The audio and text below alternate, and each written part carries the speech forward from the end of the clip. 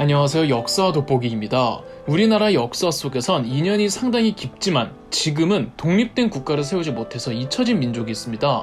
바로 여진족인데요. 거의 모든 한국사를 통틀어서 뗄래야 뗄 수 없었던 여진족, 그 애증의 관계, 조선과 여진의 관계는 우리가 몰랐던 아주 깊은 사연들이 많았는데요. 중국 대륙엔 이 중국인 한족이 명나라를 건국하고 몽골족이 건국한 원나라를 북방으로 내쫓는 전쟁이 한창인 동안 당시 한반도인 고려도 내부적 어지러움 때문에 신경을 못 쓰는 사이 만주 지역에서 여진족들이 조금씩 길을 펼치게 됩니다. 비록 한때 금나라를 건국한 여진족들이지만 어찌됐든 이들의 민족성은 유목을 기반으로 하는 부족 사회이기 때문에 금나라 해체 후 여진족들은 다시 부족 단위로 세력을 때로는 연합하고 때로는 경쟁하며 살아가고 있었습니다. 명나라는 당시 여진족들을 크게 건주여진, 해서여진, 야인여진 이렇게 세 가지 세력으로 분류했는데 그중 한반도 가장 가까이 압록강과 두만강 유역에 거주하던 여진족은 건주여진이었습니다. 건주여진 중에서도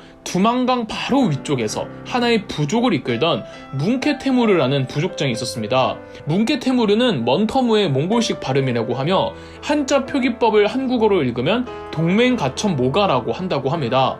제가 여진어를 몰라서 정확한 발음을 들려드릴 수는 없습니다만 일단 편의상 먼터무라고 부르겠습니다. 먼터무의 부족은 당시 고려랑 나름 친했습니다. 먼터무는 친고려파 중 한 사람이었는데 이 먼터무의 베스트 프렌드가 있었으니 바로 이성계였습니다. 두만강 일대를 포함해 지금의 함경도인 동북면을 주름잡던 이성계는 먼터무와 매우 친밀한 관계를 유지하고 있었습니다. 아마 이성계 입장에서는 먼터무를 이용해서 북방의 다른 여진 부족들이 고려로 침범해오지 못하게 하려고 일부러 먼터무와 친하게 지냈던 것 같습니다. 이성계의 의형제이자 조선의 개국공신이기도 했던 이지란, 여진족 이름으로는 퉁두란 역시 먼터무 부족의 한 사람으로 보고 있습니다. 어떤 기록에서는 먼터무와 이성계의 사이가 그냥 비즈니스 관계였다고도 하고 또 어떤 기록에서는 진짜 친한 친구였다고도 하고 또 다른 기록에서는 먼터무가 이성계를 모셨다고 하는데 정확한 둘 사이는 불분명하지만 어쨌든 우호적인 관계였다는 거죠. 오죽하면 이성계가 한국인이 아니라 여진족이 아니냐는 말이 나왔겠습니까? 먼터무는 이성계의 비호하에 아예 두만강을 건너서 이성계의 고향이었던 지금의 함경북도 회령 땅에서 부족민들을 데리고 살고 있었습니다. 이성계가 조선을 건국하고 일대 왕이 되자 더더욱 북방 국경의 안전을 위해 먼터무와 좋은 관계를 유지하고 있었죠. 태조 이성계가 먼터무한테 관직도 내리고 그래요. 실제 먼터무가 회령 땅에 자리를 지켜준 덕분에 개국 당시 여진족들이 말썽을 피우지는 않았죠. 자, 그런데 태종 이방원이 왕이 되면서 조금 상황이 달라집니다. 태종 이방원은 재위 초기 함경북도 경원과 경성에 무역소를 설치해서 여진족에게 교역을 허용하는 등 여진족에게 잘해주려고 했습니다. 문제는 명나라였습니다. 어느 정도 중국 본토 확장을 끝마친 명나라는 이제야 비로소 만주에 눈독을 들이기 시작하는데 만주에 퍼져있는 여진족들에게 관직과 교역증을 줄 테니까 명나라 지배하에 명나라 관리를 받을 것을 요구합니다. 대부분의 여진족 부족장들은 이 관직과 교역증을 받습니다. 이 유목민족들이 계속 약탈을 하는 이유가 경제적으로 궁핍하기 때문입니다. 그런데 정상적으로 이 명나라 정부의 관리하에 강대국인 명나라와 교역을 할 수가 있으면 피차간에 그게 더 이득일 수 있겠죠. 하지만 조선 입장에선 여진족들이 명나라에 입조를 하면은 아무래도 여진족이 조선을 만만하게 볼 수가 있단 말이죠. 명나라 정부는 압록강 이북 옛날에 그 고구려 초창기 영토 지역에 건주 위를 설치하고 제일 먼저 명나라에 입조했던 부족장이자 먼터무의 라이벌이었던 어허추를 그것의 최종 책임자로 임명합니다. 조선과 건국 시점부터 늘 친분을 쌓았던 먼터무는 끝까지 친조선 정책을 고집하다가 결국에는 명나라 관직을 받기로 합니다. 우리 입장에서야 불쾌하지만 걔네 입장에서야 어떻게 보면 당연한 거예요. 당시 중국 명나라와 조선은 시장 규모 자체가 완전히 다른데 당연히 더 큰 명나라와 교역을 하고 싶겠죠. 명나라는 처음에는 이 먼터무도 건주의 영향권에 두려고 했으나 처음 건주의 책임자로 임명된 어허추가 이 먼터무의 사이가 썩 좋지가 않았고 두 사람의 힘이 비등비등해서 누가 누구 밑으로 들어갈 상황이 아니었습니다. 그래서 명나라 정부는 압록강 이북에는 건주의 영향권으로 두만강 이북, 그러니까 먼터무의 근거지이자 과거 이성계의 고향 땅에는 건주 좌위를 따로 만들어 주어서 어허추가 먼터무가 각각 따로 세력권을 형성하게 배려를 해줍니다. 그런데 태종 이방원 입장에선 이게 많이 꼬운 거죠. 조선이 먼토모한테 얼마나 잘해줬는데. 그래서 태종 이방원은 1406년 모든 여진족과의 무역을 전면 폐쇄합니다. 이게 태종 이방원의 실수였죠. 이에 대한 보복으로 여진족의 북방 국경지대 약탈이 삽시간에 빈도수가 부쩍 늘어나게 됩니다. 원래 유목민족들에게 무역을 폐쇄해버리면 얘네는 바로 이빨을 드러내거든요. 다른 여진족의 약탈을 막아주던 먼토무조차도 굳이 조선을 도와주지 않습니다. 근데 태종 이방원이 누굽니까? 당하고 가만히 있는 사람은 아니죠. 태종 이방원도 몇 번 원정군을 보내 두만강 유역의 여진족들을 토벌하는데 여진족들 입장에서는 조선이라는 공공의 정 앞에 건주 여진들끼리 단결하게 되는 계기를 마련하게 됩니다. 태종 제위 중후반부에 북쪽 국경지대는 정말 하루도 편안한 날이 없었어요. 이방원이 왕위에서 물러나 상황으로 있던 세종 제위 초반까지도 여진족들과 조선의 냉랭한 관계는 악화 일로를 걷고 있었죠. 나중에 나오는 이 세종대왕의 4군 6진 개척이 세종대왕이 심심한데 영토나 넓혀볼까? 이런 게 아니라 이 태종 이방원의 외교정책 그 연장선에서 여진족권은 반드시 해결하고 짚고 넘어가야 할 외교 문제 중 하나였던 겁니다. 먼터무의 라이벌이자 제일 먼저 명나라에 입주했던 건주위의 총괄차 어허출이라고 있었죠. 어허출의 세력은 아까 말씀드린 것처럼 압록강 위쪽에 옛 고구려 초창기 영토를 기반으로 하고 있었는데 세종 제위 초반에는 이 어허출의 손자였던 이만주가 세력을 이어받아 시시때때로 압록강 남쪽까지 내려와 약탈을 일삼았습니다. 태종 이방원이 죽고 세종대왕이 이제 외교를 비롯해 전권을 휘두르게 되자 세종대왕은 일단은 여진족들에 대해 다소 관대하게 나가기로 합니다. 그래서 세종대왕은 여진족들의 귀순을 장려하기 위해 말단이라도 이렇게 관직을 주거나 정착을 위한 토지와 주택을 좀 줘서 이 조선 주민들과도 동화할 수 있도록 물심양면 힘썼습니다. 더불어 먼토무가 조선과 적대적인 관계는 원치 않는다며 세종대왕에게 아들들을 수차례 보내 친선의 뜻을 밝혀왔습니다. 먼토무는 명나라와 조선 양쪽 다랑 친하게 지내고 싶었던 거겠죠. 그러나 이 국제사회와 외교에서 순진하게 추억, 의리, 우정 등에 집중하면은 큰 낭패를 보는 법입니다. 외교 면에서는 상당히 냉정해야 하는데 세종대왕이 딱 그랬습니다.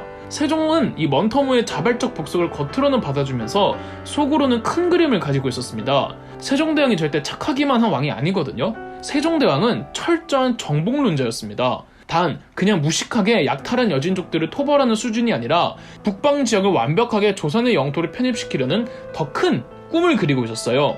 그러려면 전쟁만으로는 안 되죠. 거기에 민간인들이 가서 정착을 해야 합니다. 그래서 처음에는 귀순한 여진족들을 거기에 살도록 보장해 준 거예요. 원래 거기 살던 애들이니까 걔네가 그 척박한 곳을 마을이 조성될 수 있게끔 만들게 하려고요. 먼토무와도 표면적으로는 친하게 지내려고 했던 이유도 여진족의 부족들 전체를 적으로 돌릴 수 없었기 때문이라는 세종대왕의 정벌 작전의 일환 중 하나였습니다. 더불어 세종대왕은 결코 군사훈련을 게을리하지 않았고 무기 개량도 꾸준히 이루어졌죠. 호시탐탐 여진족들을 족치러 갈 기회만 엿보고 있었던 세종대왕의 첫 목표는 어허출을 이어 건주위의 주인이 된 어허출의 손자 이만주였습니다. 그러던 중 1432년 12월 세종 제위 14년째가 되던 해에 여진족 일부가 압록강을 넘어 과거 태종 이방원이 설치해두었던 특수행정구역 여연군을 침략합니다. 이 여연군을 침략한 여진족은 건주여진이 아니었습니다. 여진족이 건주여진, 해서여진, 야인여진이 있었다고 했잖아요. 먼터무니 이만준이 다 건주여진이었는데 이번에는 해서여진 몇 명이 압록강을 넘었던 겁니다. 그러나 조선 정부는 이를 이만주의 소행이라고 오판하고 이번에야말로 이만주를 족치겠다며 세종대왕은 곧바로 정벌 준비에 들었습니다. 진짜 오판했을까요? 자, 아무쪼록 전쟁의 명분과 구실이 생긴 세종대왕. 세종대왕이 목표로 하는 압록강을 향해 정벌군을 보냅니다. 목표는 이만주. 이 정벌 이야기는 세종대왕의 4군 6진편에서 이어집니다. 조선과 여진족 1편에 이어 2편에서는 세종대왕의 4군 6진 개척에 대해 잘 알려지지 않은 부분들까지 아주 쏙쏙이 다뤄보겠습니다. 1432년 12월 여진족의 여연군 침입이 있고 다음 해였던 1433년 세종대왕은 신하들에게 정벌의 총책임자를 추천하도록 합니다. 여러 사람이 거론됐는데 그중 신하들 모두가 똑같이 의견이 모인 사람은 최윤덕이었습니다. 최윤덕은 집안 대대로 무인 집안이었고 최윤덕의 할아버지가 이성계의 위화도 해군 당시 옆에서 이성계를 보좌하던 사람이었습니다. 세종대왕이 신하들에게 토벌군의 총책임자를 뽑으라고 한 건 사실 답정너였을 가능성이 큽니다.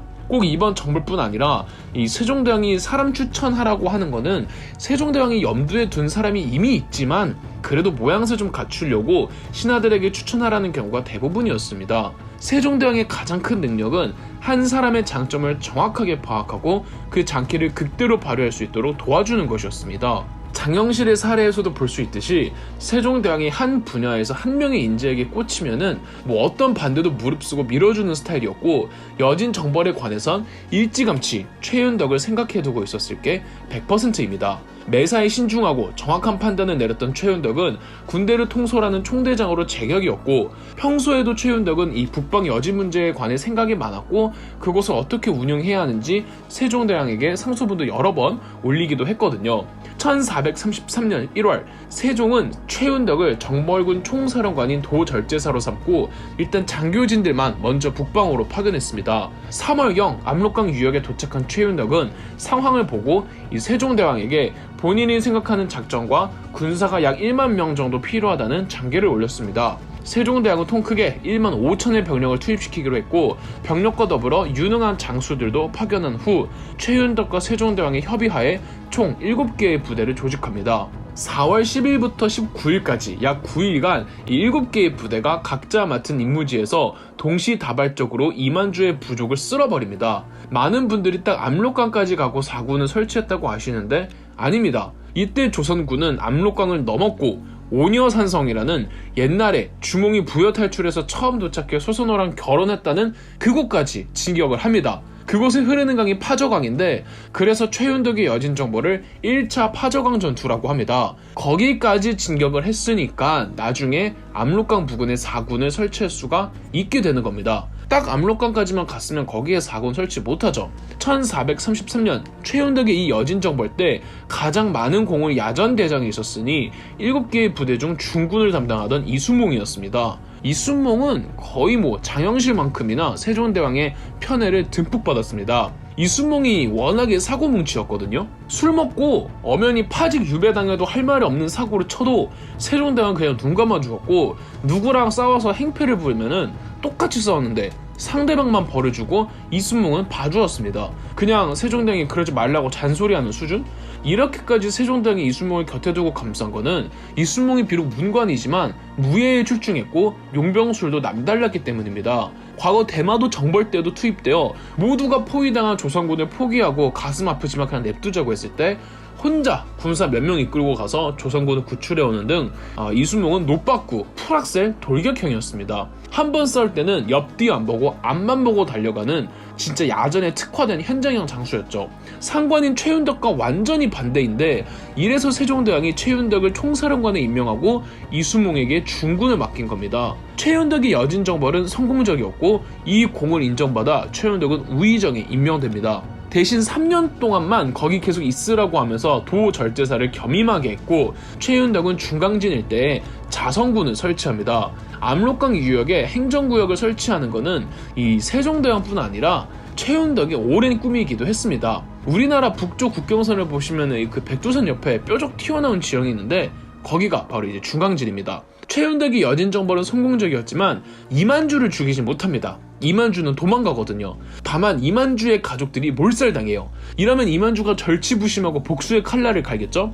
그리고 그 옆에서 거친 생각과 불안한 눈빛으로 지켜보는 한 사람이 있었으니 바로 건주 좌이의 먼터무. 먼터무는 세종 정권기에 조선과 관계를 회복해서 좋게 지내고 있었는데 옆에 이만주 세력이 조선 군대에 의해 박살나는 걸 봤습니다. 이러면 먼터무는 딜레마에 빠지는 거죠. 조선과 관계가 악화되면 좋을 게 없어요. 그런데 조선이 이만주 치는 걸 보고는 언젠간 우리들의 뒤통수도 치지 않을까? 이런 생각을 하겠죠. 또 최윤덕의 여진 정벌로 이 여진족 일부 부족들이 복수심에 불타올라 뭉치기 시작했단 말입니다. 아무리 다른 부족이라지만은 그래도 같은 여진족인데 이 먼터무가 무작정 조선 편을 들 수가 있을까요? 사실 최윤덕이 이만주 부족 정벌할 때 세종대왕이 최윤덕에게 내린 밀명이 있었습니다. 바로 먼터무 암살. 먼터무의 부족과 조선이 친하게 지내고는 있었지만 결국은 그들도 손을 봐줘야 했습니다. 태종 이방원 때처럼 언제 먼터무가 조선 정부에 등을 돌릴지 모르는 거잖아요.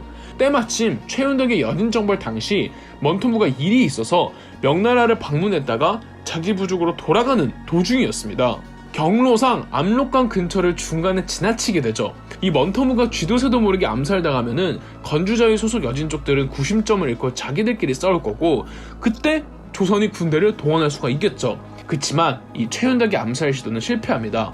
최윤덕이 스파이를 통해 입수한 정보에 착오가 있어서 집으로 돌아가던 먼터무와 엇갈리게 됩니다. 그런데 하늘은 세종대왕 편이었는지 세종이 애초에 계획한 먼터무 암살 작전은 실패했지만 1433년 먼터무가 부하족장에게 살해된 겁니다. 먼터무의 부재로 두만강 일대의 혼돈의 공백 상태가 찾아오자 세종대왕이 바로 명령을 내립니다. 얘들아, 두만강 쳐라. 당시 함경도를 함길도라고 불렀는데 이 세종은 비서실에서 오랫동안 근무했던 김종서를 함길도 관찰사로 임명한 후에 1433년 12월 두만강으로 보내 근방에서 자기들끼리 싸우던 여진족들을 두만강 북쪽으로 내쫓습니다. 그런데 이 12월에 이쪽 지역이면은 진짜 엄청나게 추웠겠다, 그죠? 이 다음 달인 1434년 1월 김종서는 세종에게 상소문을 올려 두만강 일대 행정구역을 설치해야 한다고 건의했고, 세종대왕의 허가가 떨어지자 무려 7년에 걸쳐 김종서는 두만강 일대에 군사적 행정구역을 설치하니 이게 바로 그 유명한 육진입니다. 이때 이 지역 여진족들과 조선 사람들은 김종서를 백두산 호랑이라고 불렀다고 하죠. 김종서가 육진을 개척하고 있던 도중 이 김종서가 세종대왕에게 두만강 강도 건너서 여진족들을 아예 초토화하자는 작전을 건의했으나 명나라 정부가 나서서 조선에게 압박을 가한 것도 있고 세종도 부담감이 있었는지 김종서의 제안을 기각시킵니다. 한편 1437년 압록강에 있던 최윤덕의 임기가 끝이 나고 최윤덕은 한양으로 돌아옵니다. 최윤덕의 후임자로는 장영실의 인생 멘토인 이천이 평안도 절제서로 임명되어 압록강으로 파견이 되는데, 이천은 다시 한번 압록강을 넘어 세력을 구협 중이던 이만주의 여진족들을 공격한 뒤 무천과 우예 지방에 이 두 개의 군을 더 설치합니다. 이로써 태종 이방원 때 설치되었던 여연군과 최윤덕의 1차 파저강 정보를 설치한 자성군, 그리고 새롭게 설치된 무창군과 우예군, 이렇게 총 4군이 설치되는 거죠. 이 4군도 설치하고 일궈내는데 몇 년 더 걸립니다. 이렇게 이 세종대왕의 연간에 현 한반도의 북쪽 국경선이 확정되었습니다. 알게 모르게 지금 우리의 삶과 세종대왕이 연결되어 있는 게 참 많죠. 누군가는 더 나아갔으면 좋았을 것을, 국경을 압록강과 두만강을 넘어가지 못한 게 아쉽다고들 하는데 4군 개척하는데 8년 정도 걸렸고 6진 개척하는데 7년 걸렸습니다. 합치면 15년이고 이후로도 이 지역을 관리하고 완벽하게 한국 영토로 자리 잡기까지는 100년의 시간이 더 걸립니다. 그러니까 이 정도까지 가는 것도 엄청난 실적입니다. 그리고 세종대왕은 원래 목표로 세웠던 곳이 압록강과 두만강이었습니다. 감정과 의욕만 앞서는 다른 왕들과는 다르게 세종은 본인이 애초에 구상했던 계획에 철저하게 의거하여 실행에 옮겼죠. 여진정벌에 대한 논의가 한창일 때 신하들은 굳이 두만강까지 가지 말고 마천령 산맥까지 가자고 합니다. 그런데 세종대왕은 압록강과 두만강을 고집했습니다. 과거 고려시대 때 윤관의 여진정벌군이 마천령 산맥까지를 목표로 진군을 했는데 결과론적으로는 실패했단 말이죠. 세종대왕이 윤관의 여진정보를 분석할 때 산세는 한국인들보다 여진족들이 더 잘 파악하고 있다고 생각했기 때문에 산맥을 국경선으로 삼을 경우에는 또 뺏긴다고 생각했던 겁니다. 차라리 강을 경계로 방어하는 게 이 조선이 훨씬 제 실력을 발휘하고 효율적이라고 판단해 산이 아니라 강을 고집했던 거죠. 만약 세종이 신하들 말 듣고 마천령까지만 갔다면은 고려시대 때처럼 또 여진족에게 뺏겼을 것이고 지금 한반도 영토는 더 줄어들었을 것입니다. 이래서 역사 공부를 해야 하는 겁니다. 자, 한편 이를 바득바득 가는 한 사람이 있으니 자기 가족과 터전을 모두 잃은 이만주입니다. 조선이 이만주를 찾아 죽이지를 못한 게 화근이 되는데요. 세종대왕이 죽고 이만주의 핏빛 복수국이 전개됩니다. 이만주의 복수국가 대여진 정책은 조선 7대왕 세조에게로 이어지는데요. 3편에서 찾아뵙겠습니다. 세종대왕은 이만주 토벌 후 압록강 유역에는 최윤덕과 이천을 통해 8년에 걸쳐, 먼토무가 죽은 후에는 이 두만강 유역에 김종서를 통해 7년에 걸쳐 각각 4군과 6진을 설치했습니다. 그러나 이만주는 아직 죽지 않았고 재기와 복수의 기회만 호시탐탐 엿보고 있었는데요. 조선과 여진족 3편 시작합니다. 세종대왕의 4군 6진 개척의 이야기에 대해 조금 더 부연 설명을 드리자면, 이 4군 6진을 설치만 한다고 조선의 영토가 되는 게 아닙니다. 거기가 완전히 조선 영토가 되려면 그곳에 민간인들이 와서 살아야 하고 터전을 일구어야만 했습니다. 기존에는 여진족들의 귀화를 장려하고 받아주면서 그곳에 정착시켰는데 여진족이 아닌 조선 사람이 가서 살아야 했죠. 물론 원래 거기 살던 조선인도 있었지만 훨씬 더 많은 수의 백성들이 필요했습니다. 그래서 세종은 김종서의 의견에 따라 충청, 전라, 경상도 아니면 황해도의 백성들에게 북방으로의 이주를 권장하는 이른바 3인 정책을 실시했습니다. 압록강이나 두만강 유역으로 이주하면 세금이나 부역을 면제시켜 주었고 천민의 경우 면천도 못 시켜 주었으며 중인이나 양반의 경우 인센티브를 주거나 토관이라고 해서 그곳 토착민들 중 유력자를 뽑아 그 마을을 관리하는 관직을 주고 그에 합당한 토지까지 줍니다. 그런데 이 조선 사람들도 바보가 아닌 이상 거기가 살기 힘들다는 거 누가 모릅니까? 일단 춥고 척박하고 여진족들 시도 때도 없이 쳐들어오고 아무리 정부에서 경제적 유인을 해도 자발적으로 가는 인원은 거의 없다시피 했습니다. 가도 가는 길에 동상으로 죽거나 굶어 죽는 백성들도 태반이었죠. 그래서 세종대왕이 일정 부분 강제 이주시키기도 했습니다. 자해에서 상처를 핑계로 이주를 거부하는 경우 이유 불문하고 무조건 북방으로 보냈고 범죄자들도 강제로 북방에 가서 살게 했습니다. 그래서 당시 그 지역 내에서는 치안도 엉망이고 민심도 상당히 좋지 못했습니다. 세종대왕이 이 정도로 좀 무리를 했는데 사실 큰 효과를 보지 못했습니다. 세종 사후에 이쪽 관리가 너무 힘든 겁니다. 세력을 어느 정도 회복한 압록강 이북의 이 건주위의 이만주가 사군 지역을 계속 못살게 구는데 단종 3년이었던 1455년, 단종 3년이니까 이미 수양대군이 김종서를 죽이고 권력을 장악한 계유정난으로부터 2년 후거든요. 그러니까 단종은 꼭두가시였고 나란 일은 전부 수양대군이 진두지휘하고 있었기 때문에 아마 이 수양대군의 결정이었을 텐데 당시 평안도 도채찰사의 의견에 따라 압록강의 4군 중 3개를 철폐해버립니다. 수양대군이 세조로 즉위하고 몇 년 후 세조 5년이었던 1459년에는 남은 한 개도 없습니다. 이로써 아버지 세종이 만든 4군은 철폐되고 이곳에 민간인 거주도 공식적으로 금지됩니다. 군사지역으로만 남게 된 거예요. 세조가 북방 문제에 대해서 소극적이었던 게 아니라 재위 초에는 이것저것 바빴습니다. 사육신 사건이 일어나고 금성대군이라고 자기 친동생 쿠데타 모의하다가 발각되고 단종 유배 보내고 등등 세조는 자신의 정권을 안정화하는 데 집중하고 다른 일에는 여념이 없었습니다. 그러는 사이 이만주는 세력도 회복하고 명나라로부터 관직도 다시 받습니다. 그래도 아직까지는 조선 정부와 정면 대결이 힘들다고 판단한 이만주는 처음에는 세조에게 기는 척을 합니다. 압록강에서는 이만주가 세력을 확장시키고 있었고 두만강 유역에서는 먼터무가 암살된 이후 그 일대에 카오스 상태가 찾아옵니다. 여러 부족들이 포스트 먼터무의 자리를 두고 아주 난리가 난 겁니다. 이때 명나라가 조선에 메시지를 전달합니다. 압록강 유역의 독보적인 1인자 이만주는 명나라가 포섭해 두었다. 그러나 두만강 유역의 여진족들은 지금 자기들끼리 다투다가 최종 승리자가 나오면 골치가 아파지니까 조선이 나서달라는 내용이었죠. 세조는 일적으로 가장 신임하고 있던 당대 조선 통틀어서 가장 유능하기로 이름을 날렸던 신숙주를 함길도 도채찰사로 삼아 두만강으로 보냅니다. 신숙주는 이 두만강으로 가서 두만강 유역의 부족장들을 전부 불러서 화의를 시켰습니다. 분위기는 좋았습니다. 다만 한 부족장이 참석하지 않았는데 낭발아한이란 부족장이었습니다. 그냥 참석을 안 한 게 아니라 이 낭발아한이 여진족 부족장들과 조선 정부를 이간질을 해댔습니다.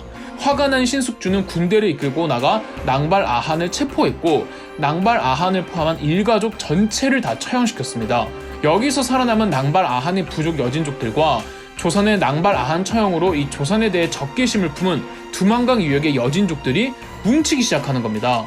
명나라 정부는 왜 쓸데없이 낭발아한을 죽여서 여진족 자기들끼리 단합하게 하냐며 역정을 냈고 세조는 그러면 두만강 유역을 확 쓸어버리겠다고 합니다. 물론 많은 신하들이 반대했으나 세조가 어디 신하들이 반대한다고 안 할 사람입니까? 신숙주 역시 여진족들에게 강압적으로 나갈 생각을 하고 있었죠. 당연하게도 조선에 있던 명나라 사신들도 세조의 여진 북벌에 반대합니다. 명나라는 여진족들끼리 통합하는 것도 싫고 그렇다고 조선 정부가 세력을 팽창시키려는 것도 싫어했습니다. 명나라는 늘 균형을 유지하려고 했거든요. 명나라 사신들은 이 사태를 명나라에 보고하려고 명나라로 귀국하려 했지만 세조가 사신단의 출국을 금지시킵니다. 하여튼 하나는 세조가 최고입니다. 이 세조 6년이었던 1460년 신숙주가 두만강을 넘어 조선 정부에 대항하던 여진족 부족들을 초토화시킵니다. 적 430명을 죽이고 900채의 집을 불태웠으며 우마 1000마리를 확보하는 세종대왕의 사군육진 전쟁에 버금가는 어마어마한 전과를 세웠습니다. 이 전쟁이 세조의 1차 북벌입니다. 신숙주가 이 정도 전공을 세운 건 처음 함경도로 부임했던 그 시절부터 이미 북벌을 생각하고 있었다는 뜻이고 1년 정도 정보를 수집하는 등 철저하게 준비를 했다는 겁니다. 물론 두만강 유역의 모든 여진족들이 토벌되거나 복속된 건 아니었습니다. 이들이 깨갱한 건 맞지만 조선 정부의 적개심을 갖고 있는 부족들이 더 등장했고 이 여진족들이 싹 다 압록강 이북의 이만주에게 붙습니다. 세조 앞에선 기는 척을 하며 복수의 타이밍만 보고 있던 이만주의 세력이 급 불어나는 겁니다. 세조와 신숙주의 1차 북벌로 건주 여진들이 통합됐고 이만주는 곧바로 조선 침공 준비에 들어서죠. 세조와 신숙주의 반응이 이때 재밌는데 바라던 바다. 세조는 이때만큼은 감정에 치우치지 않고 신중하게 신숙주, 한명회 등 당대 조선의 최고 브레인들과 군사 전문가들을 모아서 이만주와의 대대적인 전쟁에 대비합니다. 아울러 1462년에는 북방의 지방 관리들을 현지인에서 뽑는 이 토관 제도를 철폐하고 북방의 관리들도 중앙에서 직접 사람을 파견하는 형식으로 전환하여 북방에 대한 지배력을 더 높이려고 했습니다. 여기서 정말 의도치 않은 일이 일어났는데 토관 제도를 철폐하니까 기존의 토관으로서 이 조선 정부로부터 본인들의 터전과 기득권을 인정받던 함경도 토착 유지들과 토호들의 반발이 극심해진 겁니다. 원래 이 북방 쪽이 고려시대 때부터 워낙에 중앙정부 지배력이 약했고 자율권이 보장되던 지역이었고 이 세종대왕 이래 북방의 개척을 위해 그곳의 행정관도 그 지역 유지와 토호들을 삼던 토관 제도로 토호들의 지배력을 보장받고 있었는데 세조가 이걸 없애버린 겁니다. 그리고는 그 지역에 대해 아무것도 모르는 외지인들이 정부에서 파견한 사람이라면 지배력을 행사하니 불만이 많을 수밖에 없겠죠. 여기에 세종 이래 반강제적으로 행해진 3인 정책 때문에 쌓인 주민들의 분노, 불안정한 치안까지 겹치면서 함경도 사람들의 불만이 치솟고 있을 때 세조 제위 13년째이던 1467년 함경도 길주에서 길주 대토호였던 이시해가 반란을 일으키니 조선전기 최대 규모의 최악의 반란이었던 이시해의 난이 일어났습니다. 이시해는 가문 대대로 길주에서 여진족들과 교류하며 지낸 대호족이었고 이시해의 할아버지가 또 이성계와 막역한 사이였습니다. 이 정도로 함경도에선 알아주는 집안이었는데 시간이 지나면서 세조 정권 때가 되면은 본인들 입지가 초라해지자 세조의 중앙집권화 정책에 불만이 있던 함경도 토호와 호족들을 불러 모아 대규모 반란을 일으켰죠. 이시해가 거기선 입김이 셌기 때문에 그 네트워크망을 활용하니 대규모 반란으로 확산시키는데 오래 걸리지 않았으며 일반 주민들도 반란에 가담합니다. 당시 함경도 21개 현 중에서 7개 현을 제외하고는 전부 반란에 가담했으니 이건 개인의 반란이 아닌 도 전체가 일으킨 반란이었으며 이시해를 비롯한 반란군 수뇌부는 중앙에서 파견한 관리들을 전부 죽이고 함경도를 장악합니다. 이 과정에서 당시 함경도로 파견가 있던 신숙주의 아들도 죽습니다. 이시해 이놈도 난놈은 난놈인 게 반란을 일으키고는 서울에 있는 세조에게 상소문을 올리기를 중앙에서 함경도로 파견한 관리놈들이 반란을 일으킨다는 소식을 접하고 우리들이 직접 나서서 제거했다. 그런데 조사해보니까 신숙주 한명에도 반란에 가담했다고 올립니다. 세조의 브레인이자 양팔과 양다리였던 신숙주 한명회를 걸고 넘어지는 거죠. 이시의 입장에서도 얘네랑 정면 승부하면은 승산이 없다고 판단해서 이간질을 한 건데 세조가 이 바보도 아니고 당연히 이시의 이간질이구나 파했죠. 그런데 세조가 신하들 의심을 좀 많이 하지 않습니까? 이때 되면 나이도 많아져서 의심병이 더 심해진 상태에서 신숙주 한명회가 마음만 먹으면 반란을 일으킬 수 있는 실력과 권력, 지지 기반은 충분히 있으니 세조는 혹시 하는 마음에서 신숙주 한명회를 가둬버립니다. 저 대규모 반란을 유일하게 진압할 수 있는 두 사람을 세조는 자기 손으로 제거한 겁니다. 이시해의 반란군은 그 사기가 하늘을 찌를 듯했고 저 위쪽 원래 조선과 전면전을 펼칠 생각이었던 이만주의 여진 통합군은 쾌제를 부르며 관전잼을 외치고 있었죠. 자, 세조는 어떻게 이 위기를 대처해가고 이만주와의 전쟁은 어떤 결말을 맺게 될까요? 1460년 세조는 신숙주를 시켜서 두만강 일대 여진족들을 대청소합니다. 신숙주의 정벌로 인해 조선 정부의 복수를 꿈꾸는 여진족 부족들은 전부 압록강 이북 건주 위에 이만주 세력이 붙으면서 이만주의 건주 여진은 통합이 됩니다. 세조는 오히려 잘 됐다며 이만주를 토벌할 대대적인 군사 작업에 착수하고 북방에 대한 중앙정부의 지배력을 강화하는 도중 1467년 함경도 기일주의 대토호였던 이시애가 자신들의 텃세와 기득권을 더 이상 보장해주지 않는 조선 중앙정부를 상대로 대반란을 일으킵니다. 조선 전기 최대 규모의 반란이었고 조선 역사 전체를 다 통틀어도 탑5 안에는 드는 규모의 반란이었는데요. 중앙에서 함경도로 파견한 관리들은 전부 제거된 상황. 심지어 세조는 이시의 이간질에 이시애를 유일하게 꺾을 수 있는 신숙주와 한명회를 자기 손으로 가두어 버리는데요. 가뜩이나 신경 쓰이는 이만주까지. 일단 이만주보다 더 급한 건 조선 내부의 반란이겠죠. 믿을 건 가족밖에 없다며 세조는 자신의 조카였던 27살의 구성군 이준을 반란 진압군 총사령관으로 임명합니다. 이 엄청 어린애가 무슨 작전 지휘를 알겠습니까? 대신 세조는 강순 등 베테랑 노장 장교들을 이준 곁에 배치해 주었습니다. 그런데 총사령관인 이준은 자기도 뭘 모르니까 함부로 군대를 움직이기를 꺼려했고 강순 등의 부장 장교들도 워낙 노장들이라 지나칠 정도로 신중해 반란 토벌군이 지금의 강원도 해양군에서 한참 동안 움직이질 않습니다. 명목은 아직 군수물자가 더 필요하다는 이유였는데 세조가 군수물자 아까워하는 사람은 아니지 않습니까? 모든 화끈함의 끝을 보여주고 질주밖에 모르는 세조 입장에서는 해양에서 어물쩍대는 토벌군이 마음에 들지 않았습니다. 이때 세조에게 지금으로 따지면 전문 하사 정도 되는 이 하급 장교가 상소문을 올려서 진군을 하지 않는 토벌군을 비판하며 강제로라도 진군시켜야 한다고 주장했습니다. 세조는 내 말이 그 말이야. 이놈이 나이도 어리고 직급은 낮지만 뭘 안 해. 이러면서 그 사람을 이제 따로 만나기도 하고 이자를 특급 승진까지 시켜주면서 토벌군에 투입시키기도 합니다. 이 사람이 나중에 무오사화를 일으키게 되는 유자광입니다. 여하튼 구성군 이준과 강순도 세조의 잔소리에 등 떠밀려 결국은 진군을 했고 함경도 함흥에 진을 친 뒤 지금의 함경남도 북청에서 이시애의 반란군과 격돌합니다. 이시애의 반란군은 야습과 도발로 토벌군을 헤집어 놓으려고 했지만 워낙에 진중했던 강수는 절대 도발에 넘어가지 말라면서 수비에 전념했고 수비는 또 기가 막히게 잘한 토벌군은 반란군의 공격을 모조리 막아냅니다. 그러나 토벌군의 화살이 다 떨어질 정도로 상황이 급박하던 사이 괜히 겁을 먹은 이시애가 먼저 휴전을 요청하고 군대를 뒤로 물립니다. 시간이 지날수록 토벌군은 지원군을 더 받으니까 더 유리했고 반란군은 기세에 비해 점점 더 겁을 먹기 시작하죠.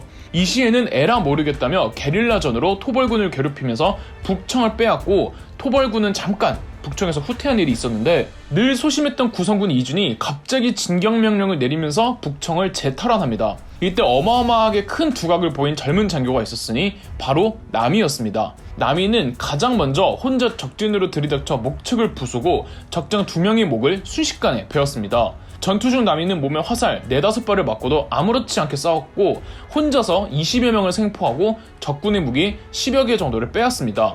혼자서 생포한 사람 수가 20명이면은 혼자서 죽인 수는 얼마큼 많았을까요? 실록 기록에 의하면은 이시에 난 전체 전투를 통틀어서 남이가 가장 많은 적군을 죽였다고 합니다. 이때 남이의 나이 20대 중후반이었습니다. 이시의 반란군도 함경도 특유의 그 험준한 산세를 이용해 말령이라는 빌탈길에 진을 치고 존버를 하기로 합니다. 구성군 이준이 이끄는 토벌군은 말령에서 총력전을 펼쳤고 이 말령 전투에서 토벌군이 대대적인 승리를 합니다. 이후 이시에는 도망다니다가 부하들의 배신으로 체포되어 능지처참됩니다. 이시의 반란군과 토벌군의 진압전쟁은 세종대왕 이래 꾸준히 강화시켜놓은 조선의 군사력이 얼마나 강했는지를 여실히 보여준 전투였습니다. 일단 이시의 반란군에 가담한 북방의 군대들도 워낙에 강했고 이 강한 반란군을 상대로 정면 승부로 방어에 성공하고 반격한 조선 관군도 훈련이 굉장히 잘 되어 있었다는 뜻이죠. 특히 이시의 반란군을 진압했던 마지막 말령 전투는 조선 역사상 최초로 대규모 화력전이 투입되었습니다.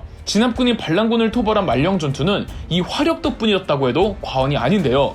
군사력은 물론 무기 개발까지 세종대왕 이래 세조 때까지 꾸준히 진행되었습니다. 조선이 막 건국되었을 시기와 세종, 연간의 무기 성량 차이가 굉장히 컸고 또 세종 연간과 세조 연간의 무기 성량도 차이가 컸습니다. 특히 세종대왕의 장남이자 세조의 형이었던 문종이 살아있을 적 직접 개발한 화차가 이시의 난 때 처음으로 실전에 투입되어 신기전이란 화약식 대포 화살을 다발로 그것도 연타로 쏘며 엄청난 위력을 보여주었습니다. 원래 화차와 신기전은 신호용 혹은 위협용이었지만 이 전투에서는 막강한 공격력도 보여주었죠. 화차와 신기전뿐 아니라 투입된 약 900자루의 화포들도 큰 살상력을 보였죠. 이 정도 힘을 가진 조선군이 왜 자기들끼리만 싸우냐고요? 걱정하지 마세요. 이시의 난이 진압이 되자마자 명나라가 파병 요청을 해옵니다. 건주여진의 이만주 부족이 워낙 그 크기가 커져서 명나라 입장에서는 얘네를 손을 봐주려고 했는데, 이만주를 손봐줄 때 세조에게 조선과 명나라가 연합해서 저 거대한 이만주를 치자고 한 거죠. 세조는 이시의 난을 진압하는 데 투입된 토벌군을 그대로 강을 넘게 해 이만주를 공격하게 합니다. 구성군 이준, 남이, 유자광, 그리고 그 압도적인 조선의 화력이 압록강을 건너 이만주 세력을 깨끗하게 말소시켜버립니다. 원래 명나라와 함께 작전을 펼칠 생각이었는데 이 명나라 군대가 오기도 전에 조선군이 단독작전을 감행했고 사건 종료. 화살로만 여진족 200명을 죽였고 벤 적장 수급의 수가 40급이 넘고 100채 가까운 마을을 불태웠으며 빼앗은 병장기와 우마는 셀 수가 없었답니다. 이때 또 인간병기 남이 장군이 무쌍을 찍으며 굉장한 활약을 했습니다. 세조는 이 전쟁으로 인해 건주 여진이 멸망했다고 말하며 스스로 자화자찬했습니다. 물론 건주 여진이 멸망까지는 아니지만 그 세력을 회복하는 데에만 또 상당한 시간이 걸렸습니다. 이만주의 토벌은 조선 개국 후 차곡차곡 쌓아온 군사력이 세조 때에 이르러 정점을 찍었음을 보여준 전쟁이었죠. 이 공로로 구성군 이주는 27살의 최연소 나이로 영의정이 되었으며 남이는 26살의 나이로 역시 최연소로 병조판서가 됩니다. 세조 때가 조선 군사력의 정점이었다는 뜻은 달리 말해 그 이후로는 군사력이 조금씩 약해지기 시작했다는 건데요. 세조의 손자 성종 제위부터 조선의 군사력이 급격하게 퇴보합니다. 워낙에 문치주의를 표방한 성종이었기에 연례 큰 군사 훈련들을 빼먹기 일쑤였고 무기 상태도 관리를 똑바로 하지 않았으며 군 기피 현상이 조금씩 만연해집니다. 우리가 생각하는 조선의 그 문약한 이미지의 첫 시작이 바로 성종 때부터였습니다. 노장 장교들이 성종에게 올린 장계를 보면은 젊은 장교들이 진법을 전혀 모른다며 장교가 이 모양 이 꼴이니 군대 훈련이 어떻게 이루어질 수 있냐며 하소연한 기록도 있습니다. 성종은 크게 신경 쓰지도 않았고요. 이때 여진족과의 충돌이 아주 없었던 건 아닙니다. 여진족은 건주여진, 해서여진, 야인여진 이렇게 세 개로 나뉜다고 했었죠. 여태 조선의 국경지대에서 먼터무니 이만준이 하는 애들은 전부 건주여진이었습니다. 그동안 다른 여진족들과의 완충 역할을 하던 건주여진이 사라지니까 지금의 블라디보스토크 지역에 살던 야인여진들이 두만강의 육진을 자주 약탈합니다. 1479년에는 이 명나라가 이 야인여진을 같이 치자고 파병 요청을 합니다. 명나라가 군대를 보내라고 하니 안 보낼 수는 없어서 꾸역꾸역 보내기는 했는데 두만강 넘어가서도 별로 안 하고 그냥 명나라가 여진족들 토벌하는 거 구경만 했습니다. 무임승차만 하고 왔어요. 1491년에는 또 야인여진 중 올적합이라는 부족이 두만강을 침략하고 조선인 60명을 납치해가는 사건이 벌어지자 성종은 자기도 할 때는 하는 놈이라며 무려 4만의 대규모 토벌군을 두만강 너머로 보냅니다. 이 대군이 두만강 넘어서 한 거라고는 7명 정도 죽이고 빈집만 불태워버린 게 다였습니다.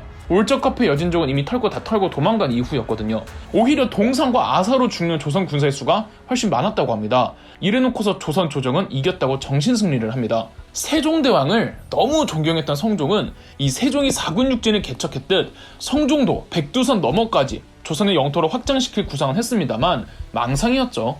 현실성도 없는 프로젝트였습니다. 무엇보다 성종 때부터 조선 조정 곳곳을 차지한 살인파들이 문제였는데 조선 초 전국을 운영한 사람들이 아닌 이 살인파들은 싸우는 거, 군사력, 정벌 이런 거를 끔찍이도 싫어하고 반대하고 기피했습니다. 연산군도 한때 여진족 정벌의 필요성을 언급했다가 이 살인파들의 반대로 무산될 정도였죠. 자, 이렇게 기나긴 시리즈에 걸쳐 건주여진과 조선의 관계에 대해 살피면서 조선 전기의 군사력과 건주여진의 흥망성쇠를 봤는데 아직 시리즈는 끝이 아닙니다. 와해되어 있던 이 건주여진의 여러 부족들은 몇십 년 후 혜성처럼 등장한 불세출의 사나이에 통합이 되면서 명나라와 조선의 간담을, 아니 동아시아 전체의 간담을 서늘하게 하죠. 이 사람은 바로 태조 이성규 때부터 세조 때까지 내려온 건주 여진과 조선 정부의 연은 세조의 이만주 토벌로 끝이 나는 줄 알았습니다. 그 이후 동아시아에는 평화가 찾아오기는 하는데 몇십 년 후 이 사람의 등판으로 다시 한번 살떨리는 긴장감이 동아시아에 흐르게 되니 바로 누르하치 등장입니다. 여진족은 크게 건주여진, 해서여진, 야인여진이 있다고 말씀드렸죠. 이 중 조선과 국경을 맞대고 있는 여진족은 건주여진으로 세조가 이시의 난을 진압한 직후 그 토벌군을 그대로 압록강을 건너게 해서 조선에 대한 대대적 보복을 준비 중이었던 이만주와 그의 세력들을 일망타진합니다. 이로써 건주 여진은 사실상 소멸되어 버리고 한동안은 쥐죽은 듯이 살아가게 되죠. 다른 여진족들과의 완충작용을 하던 건주 여진이 조용해지자 지금의 블라디보스토크에 살던 야인 여진들이 조금씩 두만강 유역의 육진 지역을 약탈하긴 하지만 이전의 건주 여진만큼 심각한 건 아니었죠. 야인 여진은 세 여진족들 중에서 가장 세력이 약하고 가장 부족 단위로 흩어져 있던 여진족이라 외교니 국제정세니 교역이니 이런 개념 없이 하루 약탈하고 하루 연명하는 그런 쪽이었기에 그렇게 거대한 위협은 아니었거든요. 그 사이 조선의 국력은 하루가 멀다 하고 점점 약해집니다. 군 기강은 해이해지고 군사훈련 다 패스하고 게으르고 행정 경험 없는 장교들 부임하고 무기관리 엉망이고 돈 많은 사람들은 군대 안 가는 등 군사력에 저해시킬 수 있는 모든 사회적 현상이 다 일어나고 있었습니다. 가뜩이나 조선 중기는 사환이 뭐니 해서 내부적인 정치 투쟁에만 신경이 쏠리고 정말 이 사회적인 개혁에 대해 운운하는 사람은 없거나 있어도 너무 나댄다며 제거 대상 1호가 되었습니다. 군사력뿐 아니라 정보력, 외교력 등 전부 다 나약해지고 있었죠. 자, 그리고 만주의 주인은 점차 해서여진이 장악해가고 있었습니다. 해서여진은 건주여진보다 훨씬 더 위쪽인 송화광 유역, 왜 그 옛날에 저희 부여가 있었던 곳, 이곳에 거주하던 여진족인데 원래 건주여진과 세력이 비등비등하다가 건주여진이 명나라와 조선에게 개박살난 뒤로는 해서여진이 만주의 강자로 급부상했죠. 해서여진은 조선으로부터 조금 멀리 있었기 때문에 조선 정부가 또 크게 신경 쓸 필요는 없었습니다. 명나라가 얘네 때문에 조금 골치 아파했죠. 명나라도 조선이랑 건국된 시점이 큰 차이가 나질 않아서 국가가 부실해지는 시점도 조선이랑 비슷했습니다. 과거 조선과 함께 건주여진을 외교와 무력으로 컨트롤하던 명나라의 모습은 온데간데 없었죠. 그러니까 해서여진은 더 빠르고 더 쉽게 커질 수가 있었던 겁니다. 어느 누구도 해서여진의 확장에 제동을 걸지 못한다고 생각하던 찰나 누르하치가 등장하죠. 이 누르하치는 건주 여진의 부족장이었습니다. 누르하치의 할아버지가 건주 여진을 구성하는 수많은 부족들 중 어느 한 부족의 부족장이었는데 이 누르하치의 아버지와 계모가 누르하치를 좀 많이 싫어했나 봅니다. 눈칫밥 보이던 누르하치는 이른 나이에 부족에서 쫓겨나듯 나와버리는데 이때 누르하치의 아버지는 누르하치에게 일말의 재산도 나눠주지 않았다고 합니다. 누르하치는 20대 초반의 나이에 지금의 중국 심양시에서 상단을 꾸립니다. 지금도 그렇지만 이 심양시가 중국으로 들어가는 입구 쪽에 있어서 나름 큰 도시였고 시장이 활성화되어 있었습니다. 상단의 규모를 확장해가는 누르하치에게 뜬금없이 기회가 찾아옵니다. 당시 여진족의 세력 균형을 컨트롤하던 명나라의 담당자 요동총관 이성량은 해서여진을 벼르고 있었습니다. 이성량은 해서여진과 전면적으로 토벌하기가 애매해서 이 건주여진과 해서여진을 서로 싸움 붙이게 하려 했답니다. 누르하치의 할아버지와 아버지가 거느리는 부족이 바로 이 명나라 이성량 편을 들어주어 해서여진과 싸우는 건주여진의 한 부족이었는데 이성량이 이들과 연합하여 타 여진족들을 토벌하다가 명나라 병력이 누르하치의 할아버지와 아버지까지 죽입니다. 명나라 군대가 왜 자기네 편을 들어준 누르하치의 할아버지와 아버지를 죽였는지는 아직까지도 밝혀지지가 않았습니다. 누르하치의 할아버지와 아버지가 죽자 가출한 누르하치는 이 상황을 기회로 삼기로 합니다. 1583년 누르하치는 고작 부하 13명을 데리고 처음 거병하여 천재적인 군사적 재능을 발휘하면서 가까운 부족에서부터 차례차례 복속해 나갑니다. 그의 나이 25살 때였습니다. 누르하치는 심양에서부터 압록강을 거쳐 두만강까지 부족들을 이 동쪽으로 쭉 밀고 나갑니다. 갑자기 누르하치의 등장으로 이만주 토벌 이래 별 볼 일이 없던 건주여진이 급속도로 세력이 커지는 겁니다. 사실 누르하치의 성장에 명나라도 크게 힘을 실어주었습니다. 건주여진이 좀 커야 해서여진을 막을 수가 있다고 본 거죠. 그동안 건주여진이 부족 단위로 흩어져 약해져 있는 동안 두만강 유역은 야인 여진들이 신나구나 하고 차지하고 있으면서 배고플 때마다 조금씩 조선의 육진 지역을 약탈하고 그랬다고 아까 말씀드렸죠. 그런데 누르하치가 이 야인 여진들을 싹 밀어버리고 하필 그 지역에 대규모 흉년까지 들자 배고픔에 이성을 잃은 야인 여진의 여러 부족들이 뭉쳐서 조선으로 쳐들어옵니다. 당시 조선으로 쳐들어온 야인 여진을 거느린 부족장이 니탄계였는데 1583년 두만강을 건너 조선을 대대적으로 침공한 이 야인 여진의 습격을 니탄계인 아니라고 부릅니다. 이 니탄계의 반란에 진압한 사람이 바로 조선의 신립 장군입니다. 신립은 직접 기병대를 이끌며 니탄계의 1만 병력 여진의 돌진에 수천 명을 죽였다고 합니다. 이로 인해 신립과 신립의 기병대는 조선에서 영웅칭송을 받습니다.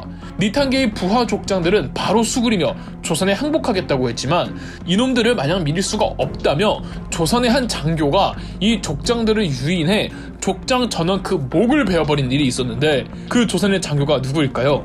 맞춰보시겠습니까? 정답은 당시 북방에 근무하고 있던 이순신이었습니다. 이 이후로도 몇 년간 누르하치가 세력을 뻗치면서 거기서 밀린 야인 여진들이 계속 조선 국경 지역을 침범해 오는데 그러니까 딱 이 시기에 여진족과의 전투 횟수가 갑자기 많아지는 겁니다.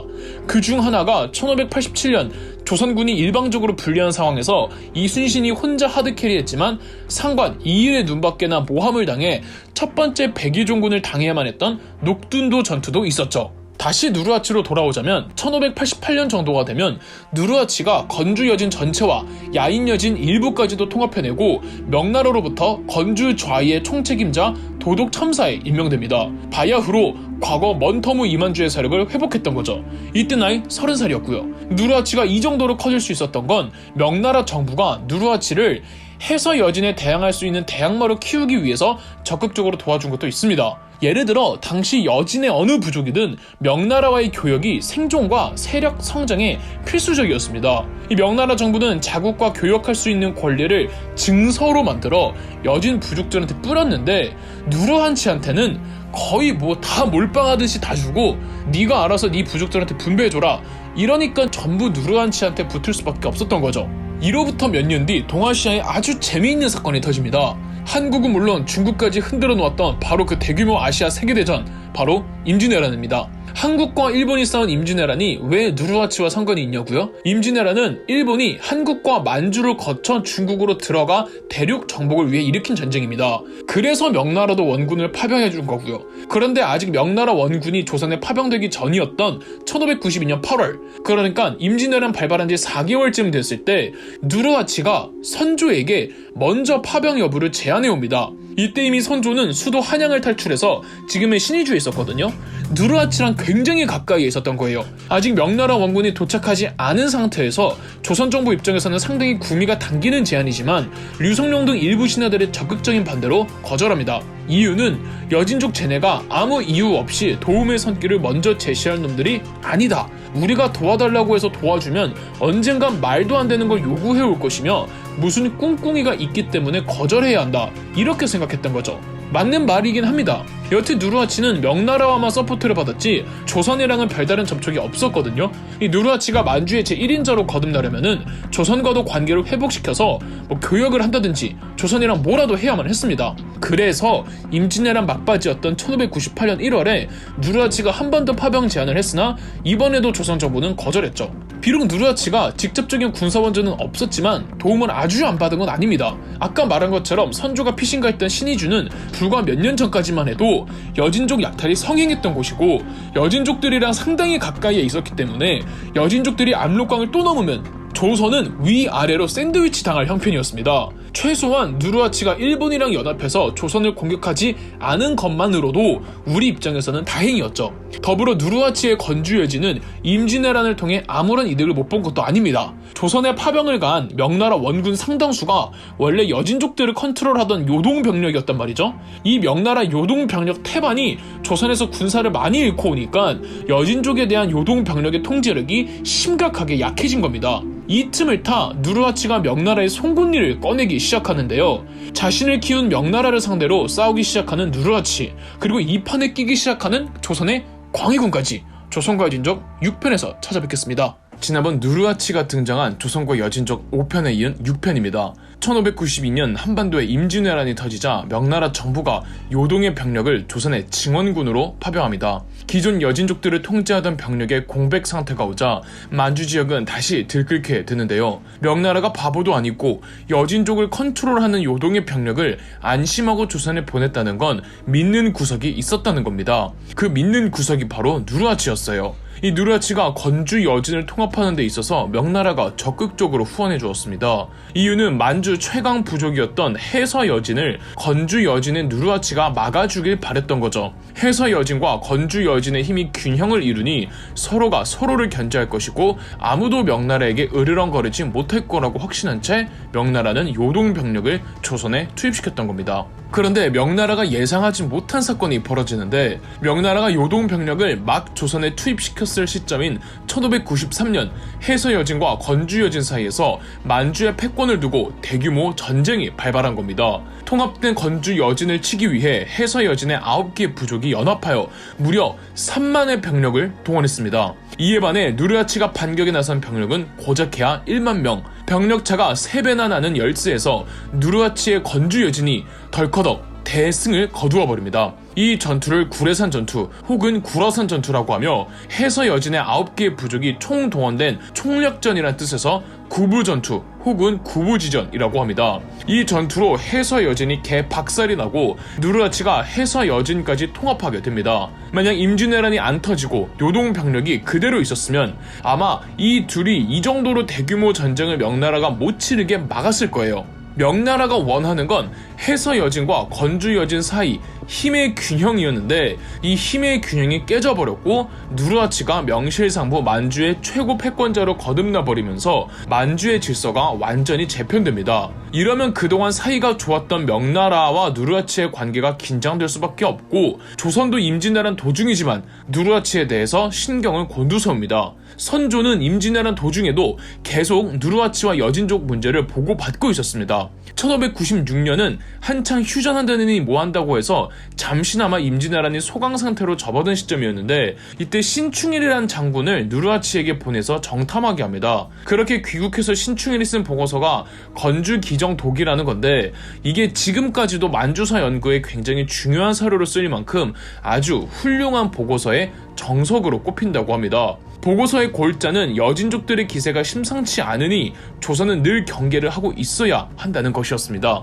선조 다음 즉위한 광해군은 거의 즉위하자마자 오랑캐의 공격에 대한 방비책에 있어서 온갖 노력을 다 해야 한다. 척후병들을 멀리까지 파견하고 봉수대를 잘 관리하며 정보원들을 잘 활용하고 군유를 잘 잡아놔야지, 안 그러면 천해의 요새가 있더라도 오랑캐의 공격을 막아낼 수가 없다. 조정의 모든 신하들은 태연한 마음을 가져서는 안 된다며 여진족에 대한 방어를 각별히 강조했습니다. 또 즉위한 지 1년 정도 지난 시점에서 광해군은 함경도에 막대한 양의 무기를 보내기도 했으며 대규모 화약을 수입해 총통 제작에 대한 특별 명령을 내리기도 했습니다. 한편 누르하치는 구부전투 이후 아직까지 복속하지 않은 해서 여진의 잔당 부족들과 야인 여진까지도 완전하게 차근차근 정복해 갔으며, 본인의 위치를 위협하는 내부의 적들을 그 중에서도 가장 큰 정적이었던 동생과 아들을 제거하며 여진 사회에서 독보적인 1인자로 거듭났고, 부족장들에 의해 누르하치는 여진족 사회에서의 왕,